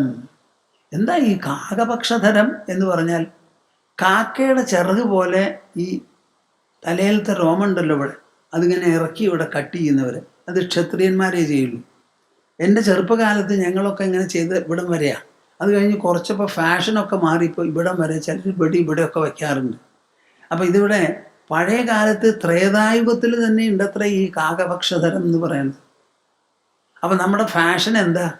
മുഖത്തുള്ള എന്ത് ഫാഷൻ എന്ത് ചെയ്യും? ഒന്നിലോ രോമങ്ങളൊക്കെ ഷേവ് ചെയ്ത് കളയും, അല്ലെങ്കിൽ അവിടെ ഇവിടെയൊക്കെ പിടിപ്പിക്കും, അല്ലെങ്കിൽ ഒട്ടാകെ വളർത്തും. രണ്ടിൻ്റെ ഉള്ളിലാണല്ലോ ഫാഷൻ മുഴുവനും. അപ്പോൾ ഈ വക ഫാഷൻ ത്രേതായുഗത്തിൽ ഉണ്ടായിരുന്ന അത് നഷ്ടപ്പെട്ടു പോയത് അടുത്ത കാലത്ത് ചിലരൊക്കെ വെച്ച് പിടിപ്പിച്ചിരിക്കും. ഇപ്പോൾ രസമായിട്ട് ഇങ്ങനെയൊക്കെ കട്ട് ചെയ്ത് വരുന്നവരെ കാണാം. അപ്പോൾ ജ്യേഷ്ഠം മേ ധാതുമർഹസി, ആ ജ്യേഷ്ഠപുത്രനെ എനിക്ക് തരണം, എനിക്ക് തരണം എന്നാ പറയണേ. ഞാൻ കൊണ്ടുപോവാണ്. ദശരഥൻ ആകെ തളർന്നുവപ്പ. തൻ്റെ കണ്ണിലുണ്ണിയാണ് ശ്രീരാമൻ. 4 കുട്ടികളുണ്ടെങ്കിൽ ആ രാമനെ വിട്ടാൽ കണ്ണിൻ്റെ കൃഷ്ണമണി പോയമായില്ല. ദശരഥന് ഇരിക്കാൻ പറ്റില്ല. അപ്പം ദശരഥൻ പറയാൻ തുടങ്ങി, എന്തിനാ വന്നിരിക്കണേ? ഞാൻ യാഗം നടത്താൻ പോകുന്നു. രാവണൻ്റെ ആൾക്കാരത് തകരാറിലാക്കാൻ പരിശ്രമിക്കുന്നുണ്ടെന്ന് വർത്തമാനം കിട്ടി. അപ്പം നിർവിഘ്നം എനിക്ക് യാഗം നടത്തണം. അതിൻ്റെ ചുമതലക്കാരും അതിന് ധാർമ്മികമായ ഉത്തരവാദിത്വം രാജാക്കന്മാർക്കും ഭരണകർത്താക്കൾക്കുമാണ് ഉള്ളത്. അപ്പോൾ നിങ്ങളുടെ ധർമ്മത്തിൻ്റെ ഭാഗമായിട്ടാണ് ഞാനിവിടെ വന്ന് ഇത് ചോദിക്കുന്നത്. ഊനഷോഡശവർഷോയം രാമോ രാജീവലോചന ന യുദ്ധയോഗ്യതാമസ്യ പശ്യാമി സഹരാക്ഷസൈ. ഇതൊക്കെ യോഗവാസിഷ്ഠ രാമായണത്തിലുള്ള ശ്ലോകങ്ങളാണ്. രാമായണാണ് പറയണേ കേട്ടോ, രാമായണം. ഊനഷോഡശവർഷോയം രാമോ രാജീവലോചന. രാജീവലോചനായിരിക്കുന്ന ശ്രീരാമന് കഷ്ടിച്ച് 16 വയസ്സേ ആയിട്ടുള്ളൂ. ന യുദ്ധയോഗ്യതാമസ്യ, അസ്ത്രശസ്ത്ര വിദ്യ പഠിപ്പ് കഴിഞ്ഞു എന്നേ ഉള്ളൂ. രണഭൂമി ഇതുവരെ കണ്ടിട്ടില്ല. രാമൻ പറന്നതിന് ശേഷം ഞാൻ ഒരു യുദ്ധവും ചെയ്തിട്ടില്ല. അപ്പം അതിനെപ്പറ്റി കാണുക കേൾക്കുക ഒന്നും ചെയ്തിട്ടുണ്ടാവില്ല. ഇനി ഈ പുത്രനെ ആദ്യമായി രാക്ഷസന്മാരെ, അതും രാവണൻ ഒരു വിദേശിയാണ്, ഭാരതത്തിൽ നിന്നുള്ള ഒരാളല്ല. ഇവിടെ സാധാരണ എല്ലാവരും യുദ്ധം ചെയ്യുന്നത് തമ്മിൽ യുദ്ധം ചെയ്യൽ ഇവിടെ പതിവുണ്ട്. ഒരു വിദേശാക്രമണം എന്ന് പറഞ്ഞാൽ അതിന് വളരെ ഗൗരവം കൂടുതലാണ്. സ്വർണലങ്കയിൽ 10 തലയോടുകൂടി 20 കൈയോടുകൂടി അങ്ങേയറ്റത്തെ പ്രതാപത്തോടും പ്രഭാവത്തോടും കൂടി വാഴുന്ന രാവണൻ, ആ രാവണൻ അങ്ങയുടെ യാഗത്തെ മുടക്കാൻ പുറപ്പെടുന്നുണ്ട് എന്ന് പറഞ്ഞാൽ എൻ്റെ ഈ കൊച്ചുകുട്ടൻ പറ്റില്ല. രാക്ഷസന്മാരോട് കൂടി യുദ്ധം ചെയ്യാൻ സാധിക്കില്ല. അതവിടെ ഇരിക്കട്ടെ. ഈ രാമൻ്റെ സ്ഥിതി എന്താണെന്നറിയോ? രാമൻ എന്നെ നിർഭാഗ്യം എന്ന് പറയട്ടെ, തീരെ വിഷണ്ണനായിരിക്കുക എന്നാണ് പറഞ്ഞു കേട്ടത്. ഞാൻ എന്നും കാണുന്നില്ല, എന്നെ കാണുന്നുമില്ല. ഞാൻ ഓരോരുത്തർ പറഞ്ഞു കേൾക്കണത് തീരെ വിഷണ്ണനാണ്. നാത്തുമന്നാനി ശക്നോതി ന വിഹർത്തും ഗൃഹാവനിം അന്ധഖേദപരീതാത്മാ തൂഷ്ണീം തിഷ്ഠതി കേവലം. ആഹാരം കഴിക്കണില്ല എന്നാണ് ഞാൻ കേൾക്കണത്. ഇവിടെ ഉദ്യാനങ്ങൾ പലതും ഉണ്ട്. അതൊക്കെ വന്ന് ഒന്ന് നോക്കി, അത് വിരിഞ്ഞു നിൽക്കുന്ന പുഷ്പങ്ങൾ പുതുതായി അതൊക്കെ കണ്ട് താലോലിച്ച് നനക്കുണ്ടോ എന്നൊക്കെ അന്വേഷിച്ച് പോകുന്ന ആളാണ്. അതൊന്നും ചെയ്യണില്ല പോകുന്നത്. ന വിഹർത്തും ഗൃഹാവനിം അന്ധഖേദപരീതാത്മാ തൂഷ്ണീം തിഷ്ഠതി കേവലം. ഉള്ളില് എന്തോ കഠിനമായ ഒരു വേദന, ഒരു ഭാരമുണ്ട് ആ രാജകുമാരൻ. എന്നാൽ അത് എന്താണെന്ന് ചോദിച്ചാൽ പറയുന്നുണ്ടോ? പറയണമില്ല. ഇതൊക്കെ പറഞ്ഞതിന് ശേഷം ഞാൻ അയക്കില്ല എന്ന് പറയും. അതുവരെ വന്നുകൂടുമ്പോൾ ഞാനും എൻ്റെ രാജധാനിയും വളരെ അനുഗ്രഹീതമായിരിക്കുന്നു അങ്ങയുടെ വരവിനാൽ. എൻ്റെ കയ്യിലുള്ള സേനയടക്കം എല്ലാ സ്വത്തും അങ്ങയുടെ മുൻപിലാണ്, എന്തു വേണമെങ്കിൽ ചോദിച്ചോളൂ എന്ന് പറഞ്ഞ് ഒരൊറ്റ ആളെ ആവശ്യപ്പെട്ടുള്ളൂ, രാമനെ കൊണ്ടുപോകണമെന്ന്. അത് പറ്റില്ല എന്ന് പറഞ്ഞപ്പോൾ വിശ്വാമിത്രന് ദേഷ്യം വന്നു. ക്ഷത്രിയനായിരുന്നല്ലോ, ഞാൻ വന്ന വഴിയെ പോക്കോളാം. അപ്പോഴാണ് വസിഷ്ഠർ ഇടപെട്ട്, ഏയ് ഇങ്ങനെയൊന്നും പറയരുത് മഹാരാജാവേ, ഇക്ഷ്വാകു വംശത്തിൽപ്പെട്ട രാജവംശമാണിത്. അതിൽ അങ്ങയെപ്പോലെ ഒരു രാജാവ് ഒരു മഹർഷിയോട് ഇങ്ങനെയുള്ള പെരുമാറ്റം ഒരിക്കലും ശരിയല്ല. അതുകൊണ്ട് രാമനെ പറഞ്ഞേക്കുക തന്നെ വേണമെന്നായി. അപ്പോൾ കൂടുതൽ ഈ കാര്യങ്ങളെക്കുറിച്ച് സംസാരിച്ച് രാമവൃത്താന്തം അറിയിച്ചു. രാമോ രാജീവപത്രാക്ഷോ യഥപ്രവൃതിചാഗതഃ സവിപ്രസ്തീർത്ഥയാത്രായാഃ തഥപ്രഭൃതി ദുർമനാഃ. അപ്പം രാമൻ്റെ ഈ മൗഢ്യം എപ്പോൾ തുടങ്ങിയതാ? തീർത്ഥയാത്ര കഴിഞ്ഞ് മടങ്ങി വന്നപ്പോൾ ഈ മൗഢ്യം തുടങ്ങിയതാണ്. ഉടനെ വിശ്വാമിത്രൻ പറഞ്ഞു, തീർത്ഥാടനം കഴിഞ്ഞ് വന്നപ്പോഴാണ് ഈ മൗഢ്യം തുടങ്ങിയിരിക്കുന്നത് എന്ന് പറഞ്ഞാൽ രാമൻ്റെ മൗഢ്യം ഉപായപ്പെട്ട മൗഢ്യമല്ല. നമ്മുടെ ഭാരതവർഷത്തിലുള്ള സ്ഥിതിഗതികളെല്ലാം ജനങ്ങളെയും ജനങ്ങളുടെ പെരുമാറ്റത്തെയും അവരുടെ ഉള്ളിലുള്ള വികാരങ്ങളെയും പ്രചോദനങ്ങളെയും എല്ലാം മനസ്സിലാക്കിയിട്ടാവും ഈ വന്നിട്ടുണ്ടാവുക. അതിനുശേഷമുള്ള മൗഢ്യമാണെങ്കിൽ അത് എളുപ്പമല്ല. അത് അച്ഛനമ്മമാർക്കോ ബാക്കിയുള്ളവർക്കോ മന്ത്രിവര്യന്മാർക്കോ ഒന്നും പറഞ്ഞു തീർക്കാനോ പറ്റില്ല. അതിന് ഞങ്ങളെപ്പോലെയുള്ളവരുടെ സത്സംഗം തന്നെ വേണം. അതുകൊണ്ട് രാമനെ വിളിക്കൂ എന്ന് പറഞ്ഞ് വിശ്വാമിത്രൻ പറഞ്ഞ് രാമനെ വിളിച്ചു വന്നിട്ട് മഹർഷിമാരെയൊക്കെ നമസ്കരിച്ച് അവിടെ കൈകൂപ്പി നിന്നപ്പോൾ വസിഷ്ഠൻ പറഞ്ഞു, ഇരിക്കൂ. എന്താ രാമ മനസ്സിലുള്ള വിഷമം? യോഗവാസിഷ്ഠ രാമായണത്തിന് 6 പ്രകരണങ്ങളാണ്. അതിൽ വൈരാഗ്യമൂക്ഷു പ്രകരണം എന്ന് പറഞ്ഞ പ്രകരണത്തോടു കൂടിയാണ് അത് തുടങ്ങുന്നത്. നമ്മുടെ ലോകത്തിൻ്റെ സ്ഥിതിഗതികൾ എന്താ, ഇതിന് നാം അഭിമുഖീകരിക്കുമ്പോൾ നമ്മളിൽ ഉണ്ടാകുന്ന പ്രതികരണങ്ങൾ എന്തെല്ലാം, ഇവിടെ എല്ലാം ശോഭനമാണോ അതോ അശോഭനങ്ങളുമുണ്ടോ, എന്താണ് സ്ഥിതി, എന്താണ് ഗതി, ഇതൊക്കെ പരിപൂർണമായി വിവരിക്കുന്നു. ആ വിവരണത്തിന് തന്നെ വലിയ വിലയും മഹത്വമാണ്. ഞാൻ പിന്നീട് അത് കുറച്ചും കൂടിയും വിസ്തരിച്ച് പറയാൻ സമയമുണ്ടെങ്കിൽ പറയാം. രാമൻ പറഞ്ഞ് അവസാനിപ്പിച്ചപ്പോൾ മുകളിൽ നിന്ന് പല വിധത്തിലുള്ള പുഷ്പവൃഷ്ടി ഉണ്ടായത്രേ. അത്ര രമണീയമായിരിക്കുന്ന വാക്കുകളാണ് ശ്രീരാമൻ പറഞ്ഞിട്ടുള്ളത്. അപ്പം ശ്രീരാമന് ഇത്രയധികം സംസാരിക്കാൻ സാധിച്ചു. ഒരു നിറഞ്ഞ സദസ്സാണത് കേൾക്കുന്നത്. രാമൻ മാത്രമല്ല, രാമനെപ്പറ്റ കൗസല്യ, മറ്റുള്ള റാണിമാര്, ദശരഥൻ, മന്ത്രിവര്യന്മാര്, പൗരപ്രമുഖര്, പാലസിലുള്ള ഉദ്യോഗസ്ഥന്മാര്, ഇങ്ങനെ എല്ലാവരും നിറഞ്ഞിരിക്കുന്ന ഒരു സദസ്സിലാണ് കാലത്ത് മുതൽക്ക് വൈകുന്നേരം വരെ 18 ദിവസം വസിഷ്ഠ മഹർഷി രാമനെ നോക്കി സംസാരിച്ചത്. ആ സംസാരത്തിന് അതേമാതിരിയുള്ള ഫലമായിരുന്നു. ഓരോ വാക്കിനും അതിൻ്റേതായ മഹത്വപൂർണമായ പ്രഭാവം രാമൻ്റെ മനസ്സിലും ബുദ്ധിയിലും ശ്രോതാക്കളുടെ മനസ്സിലും രചിക്കാൻ സാധിച്ചു. ആ രാമൻ പറയാണ്, ഞാൻ വളരെ ഉത്സാഹത്തോടു കൂടിയും പ്രതീക്ഷയോടുകൂടിയുമാണ് പോയത്. പക്ഷേ ഞാൻ കണ്ടതോ കിം നാമേദം ബത സുഖം യേയം സംസാരസന്തതി ജായതേ മൃതയേ ലോകോ മ്രിയതേ ജനനായ ച. പ്രേക്ഷകരെ, നിങ്ങൾ കേൾക്കുന്നുണ്ടോ? നിങ്ങൾക്കിത് ഇഷ്ടമാവുന്നുണ്ടോ? എനിക്കൊന്ന് അറിഞ്ഞാൽ കൊള്ളാമെന്നുണ്ട്. 16 വയസ്സുള്ള ശ്രീരാമനാണ് പറയുന്നത്. ആ ശ്രീരാമൻ ഇത് പറഞ്ഞു, ഇങ്ങനെ ചിന്തിച്ചു എന്ന് കേൾക്കുമ്പോൾ രാമപ്രിയന്മാരും രാമഭക്തന്മാരും എന്തു വേണം? അഹോ, എൻ്റെ രാമചന്ദ്രപ്രഭു ഇങ്ങനെ പറഞ്ഞോ, ഇങ്ങനെ ആലോചിച്ചോ, 16 വയസ്സിൽ അദ്ദേഹത്തിന് ഇങ്ങനെ ഒരു മൗഢ്യം വന്നോ, ആ മൗഢ്യത്തിന് വസിഷ്ഠ മഹർഷി തീർത്തു കൊടുത്തോ, അതിൻ്റെ വെളിച്ചത്തിലാണോ ഈ ശ്രീരാമനിൽ നാം കാണിക്കുന്ന ആ ഉജ്ജ്വല പ്രഭാവം, ആ മഹിമ എന്നിങ്ങനെ ആലോചിച്ച് നിങ്ങൾ കോൾമയിർ കൊള്ളണം. അതാണ് ഞാൻ ആവശ്യപ്പെടുന്നത്. വെറുതെയല്ല ഞാനിത് പറയുന്നത്, നിങ്ങളെ മനസ്സിലാക്കിക്കാനാണ്.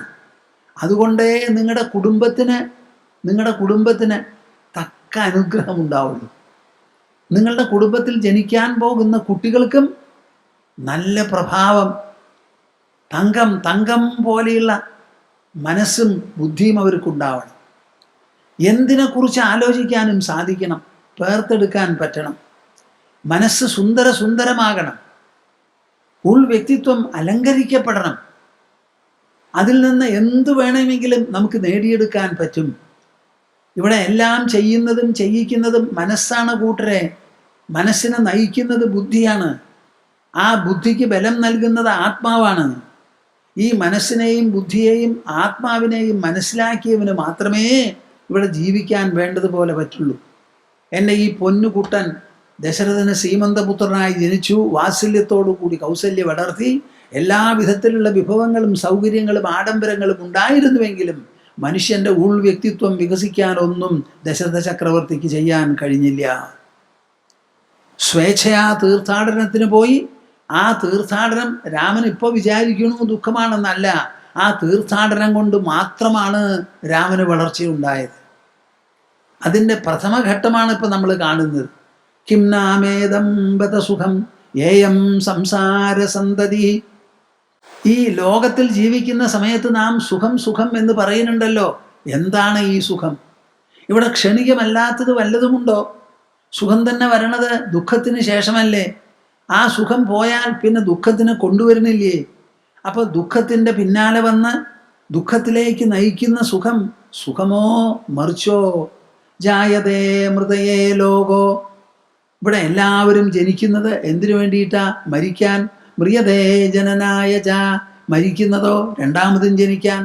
അങ്ങനെ എത്ര തവണ നമ്മൾ ജനിച്ചു, എത്ര തവണ മരിച്ചു, പിന്നെയും അതന്നെയല്ലേ ചെയ്യാൻ പോണത്.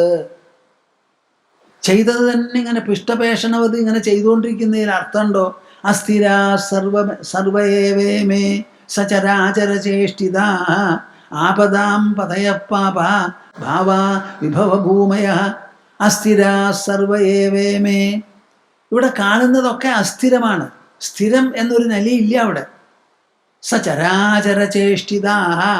ലോകം മുഴുവനും ചരാചരങ്ങൾ നിറഞ്ഞതാ. അത് ചരങ്ങളുടെയോ അചരങ്ങളുടെയോ ചേഷ്ടകളാണെങ്കിൽ എല്ലാം തന്നെ അസ്ഥിരങ്ങളാണ്. ആപദാം പതയപ്പാപ. എല്ലാ കാര്യങ്ങളും ആപത്തിന് വഴിവെക്കുന്നതാണ്. അയശലാകാസദൃശാ പരസ്പരമസംഗിന ശുഷ്യന്തേ കേവലം ഭാവ മനഃകൽപ്പനയാ സ്വയാ. അയശലാകാസദൃശാ പരസ്പരമസംഗിനഃ. ശ്രോതാക്കളെ, പ്രേക്ഷകരെ, ഇതാണ് ഭാരതം. നമ്മൾ ഈ ലോകത്തിനെ കണ്ട് മയങ്ങാൻ പോണില്ല. ഈ ലോകത്തില് മാസ്റ്ററായിട്ട് വേണം നമുക്ക് ജീവിക്കാൻ. അയ്യോ അയ്യത്തട ആ അട വേണ്ട. നമുക്ക് കാര്യങ്ങൾ മുൻകൂട്ടി മനസ്സിലാക്കണം. അവിടെ അതിനാണ് നമുക്കിവിടെ അനാദിയായ ശാസ്ത്രങ്ങൾ ഉള്ളത്. വളരെ ശ്രദ്ധിക്കണം ഈ കാര്യം. ഈ ലോകത്തിൽ ജീവിക്കണമെങ്കിൽ ഈ ലോകത്തിനെക്കുറിച്ച് ശരിയായ ഒരു ഗ്രഹണം ഉണ്ടാവണം നമുക്ക്. എന്തു വന്നാലും എന്താ അത്? ഇപ്പോൾ കൊറോണ വന്നു, എന്താ നമ്മൾ ഇത്ര പരിഭ്രമിക്കണത്? നമ്മളെ പോഷിപ്പിച്ചു കൊണ്ടുവരുന്ന പ്രകൃതി നമ്മളെ നശിപ്പിക്കാനോ വേറെ എന്തെങ്കിലും കാരണത്താൽ ഒരു രോഗബാധ വന്നു. അത് നല്ല പോലെ ശാന്തമായി പരിശോധിച്ച് കണ്ടെത്തി അതിനെ നേരിടാൻ നമുക്ക് നല്ല സ്ഥൈര്യം വേണം, നല്ല ആത്മവിശ്വാസവും ബലവും വേണം. നമ്മൾ പതറിപ്പോകരുത്. ഇപ്പോഴും നമ്മൾ കാണുന്നത് എന്താ? മാസങ്ങളായിട്ടും രോഗം കൂടുതലാണ്. ഇതിനെ നേരിടണമെങ്കിൽ നമുക്ക് ഇമ്മ്യൂണിറ്റി സ്വയം വളർത്തിയെടുക്കലേ പറ്റുള്ളൂ. അതിൻ്റെ ഇരിപ്പിടം മുഴുവനും നമ്മുടെ മനസ്സും ബുദ്ധിയുമാണ്. നല്ല ആത്മബലത്തോടു കൂടി, വിശ്വാസത്തോടു കൂടി നമ്മളെ രക്ഷിക്കുന്ന പ്രകൃതി ഇതിന് എന്തെങ്കിലും ഒരു തടവ് നമുക്ക് തന്നോളും എന്ന് പ്രതീക്ഷയോടുകൂടി നെഞ്ഞൂക്കോടുകൂടി വേണം ജീവിക്കാൻ. പതറിപ്പോകരുത്. പതറിയിട്ട് എവിടെ പോവാനാ? എവിടേക്കാ നമ്മൾ ഈ പോവാ? ലോകം മുഴുവനും വ്യാപിച്ചിരിക്കുന്ന ഒരു വിപത്താണത്. ആ വിപത്തിൽ നമ്മൾ കൂസരുത്. അതിനെ നേരിടുന്ന വേണം.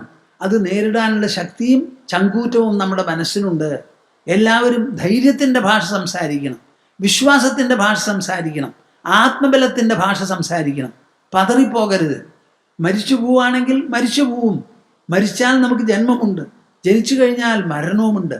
എന്താണ് ഇവിടെ പുതിയതെന്ന് പറഞ്ഞൊരു സംഭവം വരാൻ പോണത്? പ്ലേഗ് ഉണ്ടായില്ലേ? എത്ര ലക്ഷം ജനങ്ങൾ അവിടെ മരിച്ചുപോയി. ഒരു മഹായുദ്ധമുണ്ടായാൽ അതിൽ എത്ര ജനങ്ങളാണ് മരിച്ചു പോണത്? എന്താ അത്ര പേടിക്കാനുള്ളത്? നമ്മുടെ ആരുടെയും സ്വത്തല്ല ഈ പ്രകൃതി, നമ്മുടെ അല്ല ഈ ലോകം. ലോകത്തിൻ്റെ ഒരു ചെറിയ ഭാഗമാണ് നമ്മൾ. ആ ലോകം വരുത്തി തീർക്കുന്ന ഗതികൾ എന്തും നാം അന്യമായി കാണരുത്, സ്വകീയമായി കാണണം. ഇങ്ങനെ വികസ്വരമായ ചിന്തകൾ നമ്മുടെ മനസ്സിൽ വളർത്തിയെടുക്കുന്നതാണ് വിപത്തുകളെ നേരിടാനുള്ള ഒരേ ഒരു സുവർണ മാർഗം. അയശലാകാസദൃശാ പരസ്പരമസംഗിനഃ. നമ്മളൊരു വീട്ടിൽ 4-5 കുട്ടികളും അച്ഛനും അമ്മയും ഒക്കെ ആയിട്ട് ജീവിക്കുന്നുണ്ട്. എന്താ ഇവർ തമ്മിലുള്ള ബന്ധം? ഒന്ന് പറയൂ. ശ്രീരാമൻ പറയാണ്, ആണിയില്ല, ആണികളുണ്ടല്ലോ ഈ അടിച്ചു കയറ്റണത്. അത് ഫാക്ടറിയിൽ ഉണ്ടാക്കുമ്പോൾ ഓരോ ആണിയും വേറെ വേറെയാണ്. എന്നിട്ടൊരു പാക്കറ്റിലെല്ലാം കൂടി ഇട്ടിട്ട് നമുക്ക് കൊണ്ട് തരും 1 കിലോ 2 കിലോ എന്ന് പറഞ്ഞ്. ആ ആണികൾ തമ്മിൽ വല്ല ബന്ധമുണ്ടോ? തൊട്ടാണ് കിടക്കണത്. പക്ഷേ തമ്മിൽ വല്ല ഒട്ടലുണ്ടോ? ഇല്ല. ഓരോ ആണിയായിട്ട് എടുത്ത് മാറ്റാൻ പുറത്തേക്ക് കൊണ്ടുപോകാം. അതുപോലെയുള്ള ബന്ധമാണത്രേ നമുക്ക് കുടുംബാംഗങ്ങളോട്. നിങ്ങൾ അങ്ങനെയാണ് ധരിച്ചിരിക്കുന്നത്.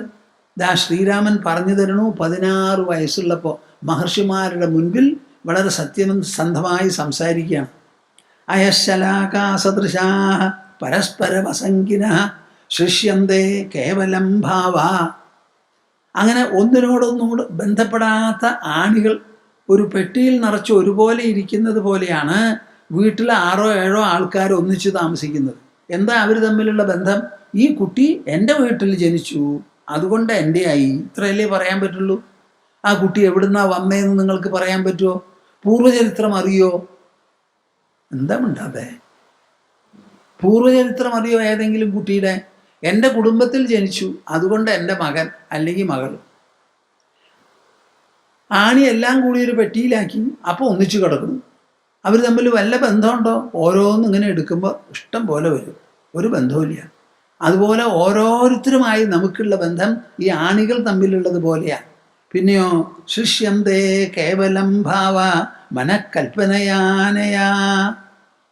ഇവരെല്ലാവരും നമ്മുടെയാണ് എന്ന് പറഞ്ഞ് മനസ്സ് ഭാവനാത്മകമായി ബന്ധപ്പെടുകയാണ്. കല്യാണം കഴിക്കുന്നത് വരെ അറിയപ്പെടാത്തൊരു പെൺകുട്ടി ആൺകുട്ടി മാലയിട്ട് കല്യാണം കഴിച്ചാൽ അയ്യോ അച്ഛനമ്മമാരെ മറന്ന് അവർ തമ്മിൽ സ്നേഹമായി. അതുവരെ കണ്ടിട്ടുമില്ല കേട്ടിട്ടുമില്ല എന്ന് പറഞ്ഞ മാതിരിയാണ്. ഈ സ്നേഹകല്യാണം വേറെ കേട്ടോ, അതിനെ ഉൾപ്പെടുത്തിയിട്ടില്ല ഞാൻ ഈ കാര്യത്തിൽ. കിം മേ രാജ്യേന കിം ഭോഗൈ കോഹം കിമിതമാഗതം യന്മിഥ്യൈവാസ്തു തന്മിഥ്യ കസ്യ നാമ കിമാഗതം കിം മേ രാജ്യേന കിം ഭോഗൈ. രാജ്യം കൊണ്ട് എന്താ കാര്യം? ഭോഗങ്ങൾ കൊണ്ട് എന്ത് പ്രയോജനം? കോഹം കിമിതമാഗതം. ഞാൻ എന്നിങ്ങനെ പറയുന്നുണ്ട്. എപ്പോഴും പറയുമ്പോൾ ഞാനാണ് എല്ലാറ്റിനും അടിസ്ഥാനം. ഞാൻ എൻ്റെ, എനിക്ക്, ഞാൻ ഇതേ ഉള്ളൂ. ആ ഞാൻ എന്താണെന്ന് അറിയില്ല. ഈ ഭൂമി ഉണ്ടല്ലോ, ഈ ഭൂമി ഉരുണ്ട ഒരു ഗോളമാണ്. ഈ ഗോളത്തിന് സപ്പോർട്ട് ചെയ്ത് നിൽക്കുന്നത് എന്താ? കാറ്റ്. കാറ്റിന് ഇത്ര വലിയ ഭാരം തടുക്കാൻ പറ്റുമോ? പറ്റില്ല. പിന്നെ എങ്ങനെയാ ഭൂമി നിൽക്കുന്നത്? എല്ലാ ഗോളങ്ങളും നിൽക്കുന്നത് ശൂന്യാകാശത്തിലാണ്. ആ ശൂന്യാകാശത്തിൽ നിൽക്കുന്ന ഈ ഗോളങ്ങൾക്ക് ഒരു സ്ഥിരത എന്ന് പറയുന്നത് ഉണ്ടാവുമോ? നിങ്ങൾ ആലോചിച്ച് നോക്കൂ നമ്മുടെ ഭാഷയിൽ. അപ്പം ആലോചിച്ചു നോക്കിയാൽ കാരണം കണ്ടുപിടിക്കാൻ പറ്റാത്തതും ഞെട്ടിക്കുന്നതുമാണ് സ്ഥിതിവിശേഷം മുഴുവനും. എൻ മിഥ്യൈവാസ്തു തന്മിഥ്യ കസ്യ നാമ കിമാഗതം. സൂക്ഷ്മമായി പരിശോധിച്ച് നോക്കിയാൽ ഇതിന് തക്കതായ ഒരു കാരണമില്ല. കാരണമില്ലാത്ത വസ്തു എന്തും മിഥ്യയാണ്. അകാരണം ഹി യദ്വസ്തു തന്മിഥ്യ രജ്ജു സർപ്പവത് എന്നാണ് പറയുക. ഏവം വിമർശതോ ബ്രഹ്മൻ സർവേഷ്വേവ തതോ മമ ഭാവേഷ്വരതിരായാത പഥികസ്യ മരുഷ്വിവാ. ഇങ്ങനെ ഓരോ കാര്യങ്ങളെക്കുറിച്ച് ഞാൻ കണ്ടതും കേട്ടതും പ്രത്യേകിച്ച് വിമർശന രൂപത്തിൽ ചിന്തിച്ചു നോക്കിയാൽ ഭാവേഷ്വരതിരായാത, എല്ലാ വിഷയത്തിലും എനിക്ക് ഒരു രസഹീനത, രസമില്ലായ്മ വരുന്നു. പഥികസ്യ മരുഷ്വിവ, മരുഭൂമിയിൽ കാണുന്ന മരുപ്പച്ച അവിടെ നടക്കുന്നവൻ എങ്ങനെയോ അതുപോലെയാണ്. തദേതദ് ഭഗവൻ ബ്രൂഹി കിമിദം പരിനശ്യതി കിമിദം ജായതേ ഭൂയഃ കിമിദം പരിവർദ്ധതേ ജരാമരണമാപച്ച ജനനം സമ്പദസ്തഥാ ആവിർഭാവതിരോഭാവൈഃ വിവർദ്ധന്തേ പുനഃ പുനഃ. അതുകൊണ്ട് മഹർഷേ, എനിക്ക് പറഞ്ഞു മനസ്സിലാക്കി തരൂ. തദേതദ് ഭഗവൻ ബ്രൂഹി കിമിദം പരിനശ്യതി കിമിദം ജായതേ ഭൂയഃ കിമിദം പരിവർദ്ധതേ. ഞാൻ ഇങ്ങനെ ആലോചിച്ചിട്ട് എൻ്റെ മനസ്സിന് ഒരു എത്തും പിടിയും കിട്ടുന്നില്ല. വളരെയധികം ദുഃഖവും വിഷമവും ഭാരവുമുണ്ട്. ഇതെല്ലാം എങ്ങനെയാ ഒന്ന് ശരിയാക്കാൻ പറ്റുക? സംസാര ദുഃഖപാഷാണ നീരന്ധ്രഹൃദയോസ്മ്യഹം നിജലോകഭയാദേവ ഗണദ്ബാഷ്പം നരോദിമി. സംസാര ദുഃഖപാഷാണ നീരന്ധ്രഹൃദയോസ്മ്യഹം. ഈ സംസാരം എന്ന് പറയുന്ന ദുഃഖമുണ്ടല്ലോ, അത് പിടിപെട്ട് എനിക്ക് ഇരിക്കപ്പുറതിയില്ലാണ്ടിരിക്കുക. ഞാൻ വീർപ്പ് മുട്ടിക്കൊണ്ടിരിക്കുക. നിജലോകഭയാദേവ ഗണദ്ബാഷ്പം നരോദിമി. എനിക്ക് വേണ്ടപ്പെട്ടവര് ധാരാളം പേര് ചുറ്റുമുണ്ടല്ലോ എന്ന് വിചാരിച്ച് ഞാൻ കരയാതെ ഇരിക്കുകയാണ് ഇവിടെ. എല്ലാവരെയും കാണച്ചൊല്ലി ഒരു പുത്രൻ അല്ലെങ്കിൽ ഒരു പുരുഷൻ കരഞ്ഞാൽ അത് നന്നായിരിക്കില്ലല്ലോ എന്ന് വിചാരിച്ച്. ആയുഃ പല്ലവ കോണാഗ്ര ലംബാംബു കണഭങ്കുരം ഉന്മത്തമിവ സന്ധ്യജ്യ യാത്യ കാണ്ഡേ ശരീരകം. ഈ ശ്ലോകങ്ങളൊക്കെ ഉണ്ടല്ലോ, ഇതൊന്ന് വായിച്ച് മനസ്സിലാക്കി ഉരുവിട്ട് പഠിച്ചാലുണ്ടല്ലോ നിങ്ങൾക്ക് വേണ്ടത്ര ആത്മബലമുണ്ടാവും. ഒരനുഭവം നമുക്ക് തിക്തമാവില്ല, ഒരനുഭവം അസഹ്യമാവില്ല. ആയുഹു പല്ലവ കോണാഗ്ര ലംബാംബുകണഭങ്കുരം. ഇന്നത്തെ കാലത്ത് ഉറക്കത്തിലും കൂടിയും ഹാർട്ട് അറ്റാക്ക് വരിക, ആരും അറിയില്ല, ഒരാളും അടുത്തുണ്ടാവില്ല. വെളുപ്പാൻ കാലത്ത് ശ്വാസമില്ല നോക്കുമ്പോൾ.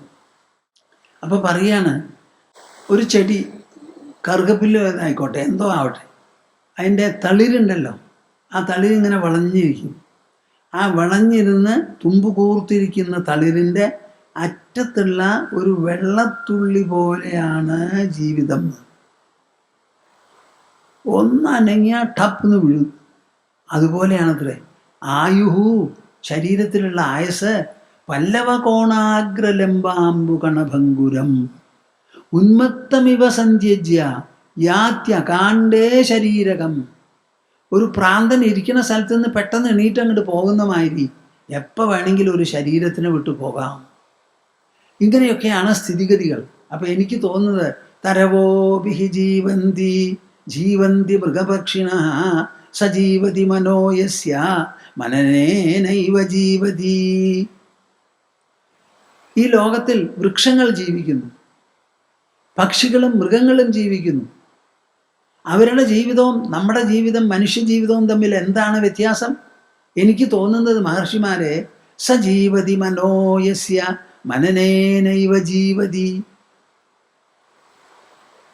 ആ ആളാണ് ശരിക്കും ഇവിടെ ജീവിക്കുന്നത്. ആരാണോ മനസ്സുപയോഗിച്ച് തത്വമനനം ചെയ്യുന്നത്. 16 വയസ്സുള്ള ശ്രീരാമചന്ദ്രൻ പറയുന്നതാണിതപ്പ. നിങ്ങൾ ഓർമ്മ വയ്ക്കണം. നിങ്ങളെ മിണ്ടാണ്ടിരിക്കാൻ ഞാൻ അനുവദിക്കില്ല. ഈ തത്വവിചാരം ആ കുട്ടി എല്ലാവരുടെ മുൻപിൽ അന്ന് പ്രകടമാക്കുന്നു. അതേപോലെ നിങ്ങളുടെ മനസ്സും ലോകത്തെക്കുറിച്ച് വിമർശന ബുദ്ധിയാ തത്വവിചാരം ചെയ്യണം. ഭാരോ വിവേകിന ശാസ്ത്രം ഭാരോ ജ്ഞാനം ചരാഗിണഃ അശാന്തസ്യ മനോഭാരോ ഭാരോ അനാത്മവിദോ വപുഃ. ബാ ബാ. വിവേകമില്ലാത്തവർക്കാണ് നമ്മുടെ ശാസ്ത്രം ഭാരമാകുന്നത്.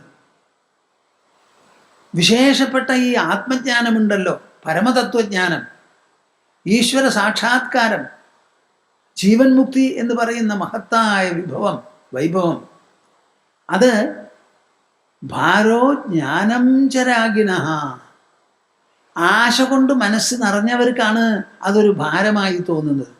അശാന്തസ്യ മനോഭാരോ, നിങ്ങൾ വളരെ ഭാരം കുറഞ്ഞൊരു മനസ്സോടുകൂടി, ഈ പശുക്കുട്ടികൾ അമ്മയുടെ അകിടിൽ നിന്ന് കുറച്ച് പാല് നല്ലോണം കുടിക്കാൻ കിട്ടിയ വാല് പൊന്തിച്ചിങ്ങനെ കുതിച്ച് ഓടിക്കൊണ്ടിരിക്കും. നമ്മുടെ ആശ്രമത്തിൽ പശുക്കൾ ഉണ്ടായിരുന്നു. എനിക്ക് ആ കാഴ്ച കാണാൻ വലിയ ഇഷ്ടമാണ്. ഞങ്ങളിവിടെ എങ്ങനെയാണെന്ന് വെച്ചാൽ 8 മണിക്കൂറിലത്തെ പാല് പശുക്കുട്ടികൾക്ക് കൊടുക്കും, 16 മണിക്കൂറിലത്തെ കറന്നെടുക്കും. അങ്ങനെയായിരുന്നു. ആ പാലങ്ങോട്ട് കുടിച്ചത് ഓർഡർ കാണണപ്പ. അതുപോലെ നമ്മുടെ മനസ്സ് കനം കുറഞ്ഞ് ലളിത സുഭഗമായ മനസ്സോടുകൂടി, സുന്ദര മനസ്സോടുകൂടി ജീവിക്കണം. അത് സാധിക്കുന്നില്ല. എന്താ കാരണം? അശാന്തസ്യ മനോഭാരോ, നമുക്ക് വേണ്ടത്ര ശാന്തതയില്ലാത്ത കൊണ്ട് മനസ്സ് ഭാരമാകുന്നു. ഭാരോ അനാത്മവിദോ വപുഃ, നമ്മുടെ ശരീരം ഒരു ഭാരമാവും നിങ്ങൾക്ക് ആത്മാവിനെ കുറിച്ച് മനസ്സിലാക്കിയിട്ടില്ല എന്നുണ്ട്. ജനകാമാസക്തോ വിവിധ കുകലാചേഷ്ടനപരഃ സധുസ്വപ്നേപ്യസ്മിജ്ജഗതി സുലഭോ നാദ്യ സുജനഃ ക്രിയാ ദുഃഖാസംഗാ വിധുര വിധുര നൂനമഖില ന ജാനേനേതവ്യ കഥമിക ദശ ജീവിതമയീ. നോക്കൂ, ഈ 16 വയസ്സായ രാമക്കുട്ടൻ പറയുന്നത്, ജനഃ കാമാസക്തോ വിവിധ കുകലാചേഷ്ടനപരഃ. ഞാൻ ഭാരതം മുഴുവൻ കണ്ടിട്ട് വന്നിരിക്കുകയാണ് മഹർഷിമാരെ. വളരെ ലീഷർലി ആയിട്ടാണ് ഞാൻ സഞ്ചരിച്ചു പോകുന്നത്. എൻ്റെ കൂടെ വേണ്ട ആൾക്കാർ എന്നെ സഹായിക്കാനുണ്ടായിരുന്നു. ഭക്ഷണത്തിനോ വിശ്രമത്തിനോ ഒന്നിനും ബുദ്ധിമുട്ടില്ല. ഒരു ഭാരവും ഒരു കർത്തവ്യവും എനിക്ക് ഉണ്ടായിരുന്നില്ല. കാഴ്ചകളൊക്കെ നല്ലപോലെ കാണും, ജനങ്ങളെയും കാണും. ആരോട് സംസാരിക്കണമെന്ന് തോന്നുന്നു സംസാരിക്കും. അവരുടെ ഉള്ളിലുള്ള കാര്യം ചോദിച്ച് മനസ്സിലാക്കി. അങ്ങനെ പലയിടങ്ങളിൽ നിന്നും പലരിൽ നിന്നും പലതും കേട്ട് മനസ്സിലാക്കിയതിൻ്റെ വെളിച്ചത്തിൽ എനിക്ക് പറയാനുള്ളത്, എവിടെ നോക്കിയാലും മനുഷ്യര് കാമാസക്തന്മാരാണ്. വിവിധ കുകലാചേഷ്ടനപരഃ, ഇന്ന പ്രവൃത്തിയെ അവർ ചെയ്യാവൂ എന്നില്ല. എന്ത് ദുഷ്ടതയ്ക്കും തെറ്റിനും അവർ തയ്യാറാണ്. ഇപ്പം കണ്ടില്ലേ നമ്മുടെ സ്വർണ്ണക്കടത്തിൻ്റെ വർത്തമാനം? ആരൊക്കെ അതിൻ്റെ ഉള്ളിൽ നിന്ന് ആലോചിച്ച് നോക്കൂ. കുകലാചേഷ്ടനപരഃ, തെറ്റായിട്ടുള്ള പ്രവൃത്തി, ദുഷ്പ്രവൃത്തി, നിയമവിരുദ്ധമായിട്ടുള്ള പ്രവൃത്തി, രാജ്യദ്രോഹമടക്കം ഇങ്ങനെയുള്ളത് ചെയ്യാൻ ആർക്കും ഒരു വിഷമവും ഇല്ല, ഒരു നാണവും ഇല്ല. കണ്ടാൽ നല്ലവരാണ്, പഠിപ്പുണ്ട്, പ്രതാപമുണ്ട്, എല്ലാമുണ്ട്. ഈ പ്രവൃത്തി ചെയ്യുന്നതിൽ മാത്രം ഒരു വിവേകമോ ഒരു രാജ്യസ്നേഹമോ ഒരു സമാജത്തോടുള്ള പ്രതിബദ്ധതയോ കാണാനില്ല. സദുസ്വപ്നേപ്യസ്മിജ്ജഗതി സുലഭോ നാദ്യ സുജനഃ. എൻ്റെ മഹർഷിമാരെ, സ്വപ്നത്തിൽ പോലും ഞാനൊരു നല്ല മനുഷ്യനെ കണ്ടിട്ടില്ല. ഇത് ത്രേതായുഗത്തിൻ്റെ കാര്യമാണ് ഈ പറയുന്നത്. അപ്പം കലിയുഗത്തിൻ്റെ സ്ഥിതി എന്താവും? അപ്പം നിങ്ങൾ ആരും ഈ ലോകത്തിൽ ചില ദുഷിപ്പ് കണ്ടിട്ട് വിഷണ്ണരാവരുത്. ആ ദുഷിപ്പിനെ ബാലൻസ് ചെയ്യാനുള്ള ശിഷ്ടത ഇവിടെ ഉണ്ട്. ഈ ലോകം നടത്തേണ്ട ചുമതല നമുക്കൊന്നുമല്ല. ഭൂമി എങ്ങനെ തിരിച്ചുണ്ടല്ലോ, തിരിക്കണതാരാ? ദിനരാത്രങ്ങൾ എങ്ങനെ വരണു? ഋതുക്കൾ എങ്ങനെ ഉണ്ടാവണു?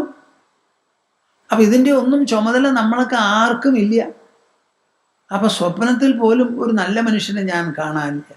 ക്രിയാ ദുഃഖാസംഗ വിധുര വിധുര നൂനമഖില. എന്ത് പ്രവൃത്തിയും ഇവിടെ വേണ്ടതുപോലെ ചെയ്യണം എന്നുണ്ടെങ്കിൽ നല്ല ഭാരമാണ്. വിശ്വസ്തരെ കിട്ടാൻ വിഷമം. ആരും പൂർണ്ണ മനസ്സോടുകൂടി ഏൽപ്പിച്ച ഒരു ജോലി നല്ല പോലെ ചെയ്യണം എന്ന് വിചാരിക്കുന്നവർ അങ്ങനെ കാണില്ല, വളരെ ചുരുക്കമാണ്. ലോകാടിസ്ഥാനത്തിൽ പറയുകയാണ്, ഒരു ആഫീസിൽ ജോലി ഉണ്ടെങ്കിൽ 80% ജോലി 20% ജോലിക്കാരാണ് അത്ര ചെയ്യുക. ബാക്കിയുള്ള 20% ജോലിയെ 80% ചെയ്യുള്ളൂ. 10 ആളെ ജോലിക്ക് വെച്ചാൽ 3 ആള് നല്ലോണം ജോലി ചെയ്ത് മുമ്പോട്ട് പോകും. 4 ആള് അങ്ങോട്ടും ഇല്ല എന്നുള്ള നിലയ്ക്ക് നിൽക്കും. പിന്നെയുള്ളവരോ പിന്നാക്കവും ചവിട്ടും. ഇതാണ് ലോകത്തിൻ്റെ സ്വഭാവം. നമ്മുടെ അമ്മമാർ പെറ്റുണ്ടാക്കുന്ന കുട്ടികളെല്ലാം കൂടി ചേർത്ത ഇതാണ് സ്ഥിതി. ന ജാനേ നേതവ്യ കഥമിഹ ദശ ജീവിതമയീ. ശ്രീരാമൻ പറയാണ്, ഈ സ്ഥിതിവിശേഷത്തിൽ, ഇങ്ങനെയുള്ള ഒരു പരിതസ്ഥിതിയിൽ എനിക്ക് മനസ്സിലാവണില്ല മഹർഷിമാരെ, എൻ്റെ ജീവിതം എന്ന് പറയുന്ന ദശയെ എങ്ങനെ മുമ്പോട്ട് കൊണ്ടുപോകണം എന്ന് എനിക്ക് മനസ്സിലാവുന്നില്ല. ബാല്യേ ഗതേ കൽപ്പിത കേലിലോലേ മനോമൃഗേ ദാരദരീഷു ജീർണേ ശരീരകേ ജർജരതാം പ്രയാതേ വിദൂയതേ കേവലമേവ ലോകഃ. പ്രേക്ഷകരെ, ഞാൻ ഈ ശ്ലോകങ്ങളൊക്കെ എത്ര തവണ അങ്ങനെ ചൊല്ലുന്നറിയോ? എനിക്ക് ഈ അധ്യാത്മവിദ്യ വളരെ സുഖകരം, സന്തോഷകരം. ഞാൻ അതിൽ ഒരു വിഷമവും കണ്ടിട്ടില്ല. ഈ ശ്ലോകങ്ങളൊക്കെ ഇങ്ങനെ രസിച്ച് ചൊല്ലുമ്പോൾ എന്തുമാത്രം സന്തോഷമാണെന്നറിയാമോ? 1 പൈസ ചെലവില്ല അതിന്. നമ്മുടെ നാവ് മാത്രമേ നമുക്ക് വേണ്ടൂ. ഒരു ദിക്കിലിരുന്ന് ഇങ്ങനെ ചൊല്ലുക. ആ ചൊല്ലുമ്പോൾ എന്തുമാത്രം സന്തോഷം എവിടുന്നാ ഉണ്ടാവണേന്നറിയില്ല. നമ്മുടെ നാവിൻ്റെ ശബ്ദത്തിന് ഇത്രയധികം സന്തോഷം പുറപ്പെടുവിക്കാനുള്ള ഒരു ശക്തിയോ കഴിവോ സാധ്യതയോ ഉണ്ടോ? ബാല്യേ ഗതേ കൽപ്പിത കേലിലോലേ. ചെറുപ്പകാലം എങ്ങനെ നടക്കണമെന്ന് പറയാ രാമൻ. ഞാനടക്കം എൻ്റെ ചെറുപ്പകാലത്ത് ഞങ്ങൾ കളിക്കുമ്പോൾ ഈ മണ്ണപ്പം ഉണ്ടാക്കി കളിക്കും. കുറേ നനഞ്ഞ മണ്ണെടുക്കുക, ഒരു ചിരട്ടയും കൊണ്ടുപോകും. ആ ചിരട്ടയുടെ ഉള്ളിൽ മണ്ണ് നിറച്ചിട്ട് ഇങ്ങനെ കവുത്തി ആ ചിരട്ട എടുക്കുമ്പോൾ ഒരു അപ്പം പോലെ. അത് ആരുടെ അപ്പം നന്നാവണത് എന്ന് പറഞ്ഞ് ഞങ്ങൾ കളിക്കാറുണ്ട്. ബാക്കിയുള്ളവർ വളരെ കഷ്ടപ്പെട്ടിട്ടാണ് സുഖിക്കാറുള്ളത്. കുട്ടികൾക്ക് മണ്ണപ്പം ഉണ്ടാക്കിയിട്ടാണ് കളി. അപ്പം നമ്മുടെ ചെറുപ്പകാലം മുഴുവനും ഇങ്ങനെയുള്ളതിലാണ് പോണത്. മനോമൃഗേ ദാരദരീഷു ജീർണേ. യുവത്വം വന്നാൽ കല്യാണമായി, സ്ത്രീകളായി. അങ്ങനെ ദാരദരീഷു ജീർണേ, സഹധർമ്മിണി ഭാര്യ എന്ന് പറയുന്ന വലയിൽപ്പെട്ടത് അങ്ങനെയും തീർന്നു. ശരീരകേ ജർജരതാം പ്രയാതേ. പ്രായമായി ജരപിടിപെട്ടു ശരീരത്തിന് എന്നുണ്ടെങ്കിലോ വിദൂയതേ കേവലമേവ ലോകഃ. ലോകത്തിൽ എല്ലാവരും അവസാനം ദുഃഖിച്ചു കഴിയുന്നവരാണ്. ചിത്തം കാരണമർത്ഥാനാം തസ്മിൻ സതി ജഗത്രയം തസ്മിൻ ക്ഷീണേ ജഗക്ഷീണം തച്ചികിത്സ്യം പ്രയത്നതഃ. 16 വയസ്സായ രാമൻ പറയുന്നത് നോക്കൂ. ഞാനിങ്ങനെ പല വിധത്തിലുള്ള ദുഃഖവും ദുരിതവും വിഷമവും സ്ഥിതിവിശേഷവും സമ്മർദ്ദവും ഒക്കെ ചിത്രീകരിച്ചു എന്നുണ്ടെങ്കിലും എനിക്ക് നല്ല പോലെ മനസ്സിലാവുന്നുണ്ട് മഹർഷിമാരെ, ചിത്തം കാരണമർത്ഥാനാം. ഇതാണ് യോഗവാസിഷ്ഠ രാമായണത്തിൻ്റെ സന്ദേശം. ഈ കാണുന്നത് മുഴുവനും നമ്മുടെ മനസ്സിൽ അധിഷ്ഠിതമാണ്. നമ്മൾ എണീക്കുമ്പോൾ നമുക്ക് ശരീരത്തിൻ്റെ ഉണർവ് വന്നു. ശരീരം മനസ്സിലുള്ള ഉണർവ് മാത്രമാണ്. ശരീരം എന്ന് പറഞ്ഞ ഒരു സാധനം നമ്മൾ അനുഭവിക്കുന്നില്ല. ഈ ശരീരം മനസ്സിൽ ഒരു അവയർനെസ്, ഒരു ഉണർവാണത്. എനിക്കൊരു ശരീരമുണ്ട്, ഇത് സ്ഥൂലമാണ്, അത് സൂക്ഷ്മമാണ്. സ്വപ്നലോകം സൂക്ഷ്മം, ജാഗ്രത ലോകം സ്ഥൂലം. ഇത് മനസ്സിൻ്റെ കൽപ്പന കൊണ്ടുണ്ടാക്കുന്നതാണ്. ചിത്തം കാരണമർത്ഥാനാം തസ്മിൻ സതി ജഗത്രയം. 3 ലോകം. ഏതാ ഈ 3 ലോകം? ഉണർന്നിരിക്കുമ്പോൾ ജാഗ്രത ലോകം, സ്വപ്നം കാണുമ്പോൾ സ്വപ്ന ലോകം, അത് കഴിഞ്ഞ് ഉറങ്ങുമ്പോഴോ എല്ലാറ്റിനെയും മറന്നു കഴിയുന്ന ഒരു ലോകം. 3 ലോകം എന്ന് പറഞ്ഞാൽ നിങ്ങൾ പറയണ മാതിരി സ്വർഗവും പാതാളവും ഭൂമിയല്ല. ശരിക്കുള്ള 3 ലോകം നമ്മുടെ ജാഗ്രതയിലും സ്വപ്നത്തിലും സുഷുപ്തിയിലും നാം ഇവിടെ അനുഭവിക്കുന്ന 3 ലോകങ്ങളാണ്. അനുഭവകാര്യങ്ങളെ പറ്റി മാത്രമേ പറയാൻ പാടുള്ളൂ. തസ്മിൻ ക്ഷീണേ ജഗക്ഷീണം, തസ്മിൻ ക്ഷീണേ. ആ ചിത്തം കനം കുറഞ്ഞു എന്നിരിക്കട്ടെ, ജഗത്ത് തന്നെ ക്ഷീണമാകും.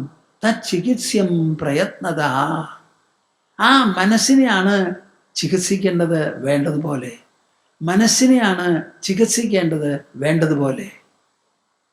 ശ്രീരാമനിലൂടെ പറയിപ്പിക്കണത് യോഗവാസിഷ്ഠത്തിൻ്റെ തനി സന്ദേശമാണ്. അതിൻ്റെ സൂചന ശ്രീരാമൻ്റെ ആത്മകഥനത്തിൽ നിന്ന് നമുക്ക് മനസ്സിലാക്കാൻ പറ്റുന്നു. ഇത് മുഴുവനും കുറെ കൂടി പറഞ്ഞ് അവസാനിപ്പിക്കുകയാണ്. 100 കണക്കിന് ശ്ലോകങ്ങളുണ്ട് കേട്ടോ. അത് ഞാൻ അവിടുന്ന് ഇവിടുന്നൊക്കെ ചിലതെടുത്ത് നിങ്ങളോട് പറയുകയാണ്. ഇത് കഴിഞ്ഞതിന് ശേഷം അത് അവസാനിപ്പിക്കുന്ന ആ ഭാഗം ഉണ്ടല്ലോ, വളരെ വിശേഷപ്പെട്ടതാ. എങ്ങനെയാണ് രാമൻ പറഞ്ഞ് അവസാനിപ്പിക്കുന്നത്? ഗീതയിൽ നമുക്ക് അർജുനൻ പറഞ്ഞ് അവസാനിപ്പിച്ച് കൃഷ്ണൻ ഉപദേശം തുടങ്ങുന്ന ഒരു രംഗത്തിനെ പറ്റി പലർക്കും അറിയാം. ഇവിടെ അതല്ല. ഇവിടുത്തെ ഒരു സ്ഥിതി വേറെയാണ്. അർജുനൻ അവിടെ കൊടും യുദ്ധത്തിൻ്റെ ഒത്ത നടുവിൽ എല്ലാവരെയും കണ്ടിട്ട് വിഷമം തോന്നി സംസാരിക്കുകയാണ്. ഇവിടെ ആരുമില്ല. കണ്ട വസ്തുക്കളൊക്കെ എങ്ങോ ദൂരെയാണ്. അതിനെക്കുറിച്ച് ആലോചിച്ച് മനസ്സിലുള്ള വിഷമം പറഞ്ഞ് അങ്ങനെ നിർത്തുന്ന ഭാഗമുണ്ടല്ലോ, വളരെ വളരെ വിശേഷപ്പെട്ടതാണ്. ഞാൻ ഈ തത്വപ്രവചനം നിർത്തുന്നത് ഒരു ശ്ലോകം പറഞ്ഞ് അല്പം ഒരു ഓങ്കാരം ജപിച്ചുകൊണ്ടാണ്. തുടങ്ങുമ്പോഴും അത് ചെയ്യാറുണ്ട്. ഈ ടെലിവിഷനിൽ പലരും അക്ഷമന്മാരാണ്, ക്ഷമയില്ലാത്തവരാ. അതുകൊണ്ടത് വേണ്ടാന്ന് വെച്ചതാണ്. നാളെ നമുക്ക് കുറച്ചും കൂടി വ്യത്യാസപ്പെട്ട് തുടങ്ങാം. ഞാൻ ഈ പറയാൻ പോകുന്ന ശ്ലോകം വസിഷ്ഠ മഹർഷി 16 വയസ്സുള്ള ശ്രീരാമന് 32,000 ശ്ലോകങ്ങളുണ്ടല്ലോ, പലതും പറഞ്ഞിട്ടുണ്ട്. അതിൽപ്പെട്ട ഒരു ശ്ലോകം പറഞ്ഞുകൊണ്ടാണ് അവസാനിപ്പിക്കുന്നത്. നിങ്ങളെല്ലാവരും ശ്രദ്ധിക്കൂ. ആർക്കെങ്കിലും അതിൽ താല്പര്യം ജനിച്ചാൽ അതെന്താണെന്നുള്ളത് ഞാൻ പറയാം. നിങ്ങൾക്ക് ആ ശ്ലോകം ലഭ്യമാക്കുകയും ചെയ്യാം വേണ്ടി വന്നാൽ.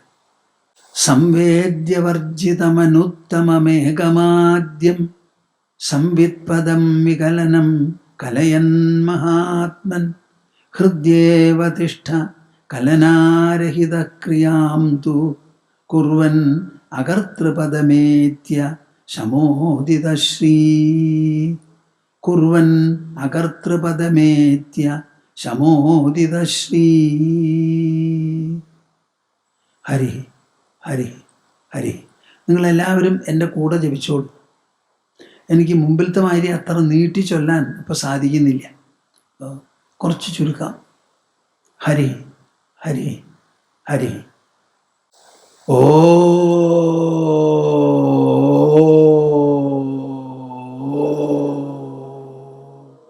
ഓ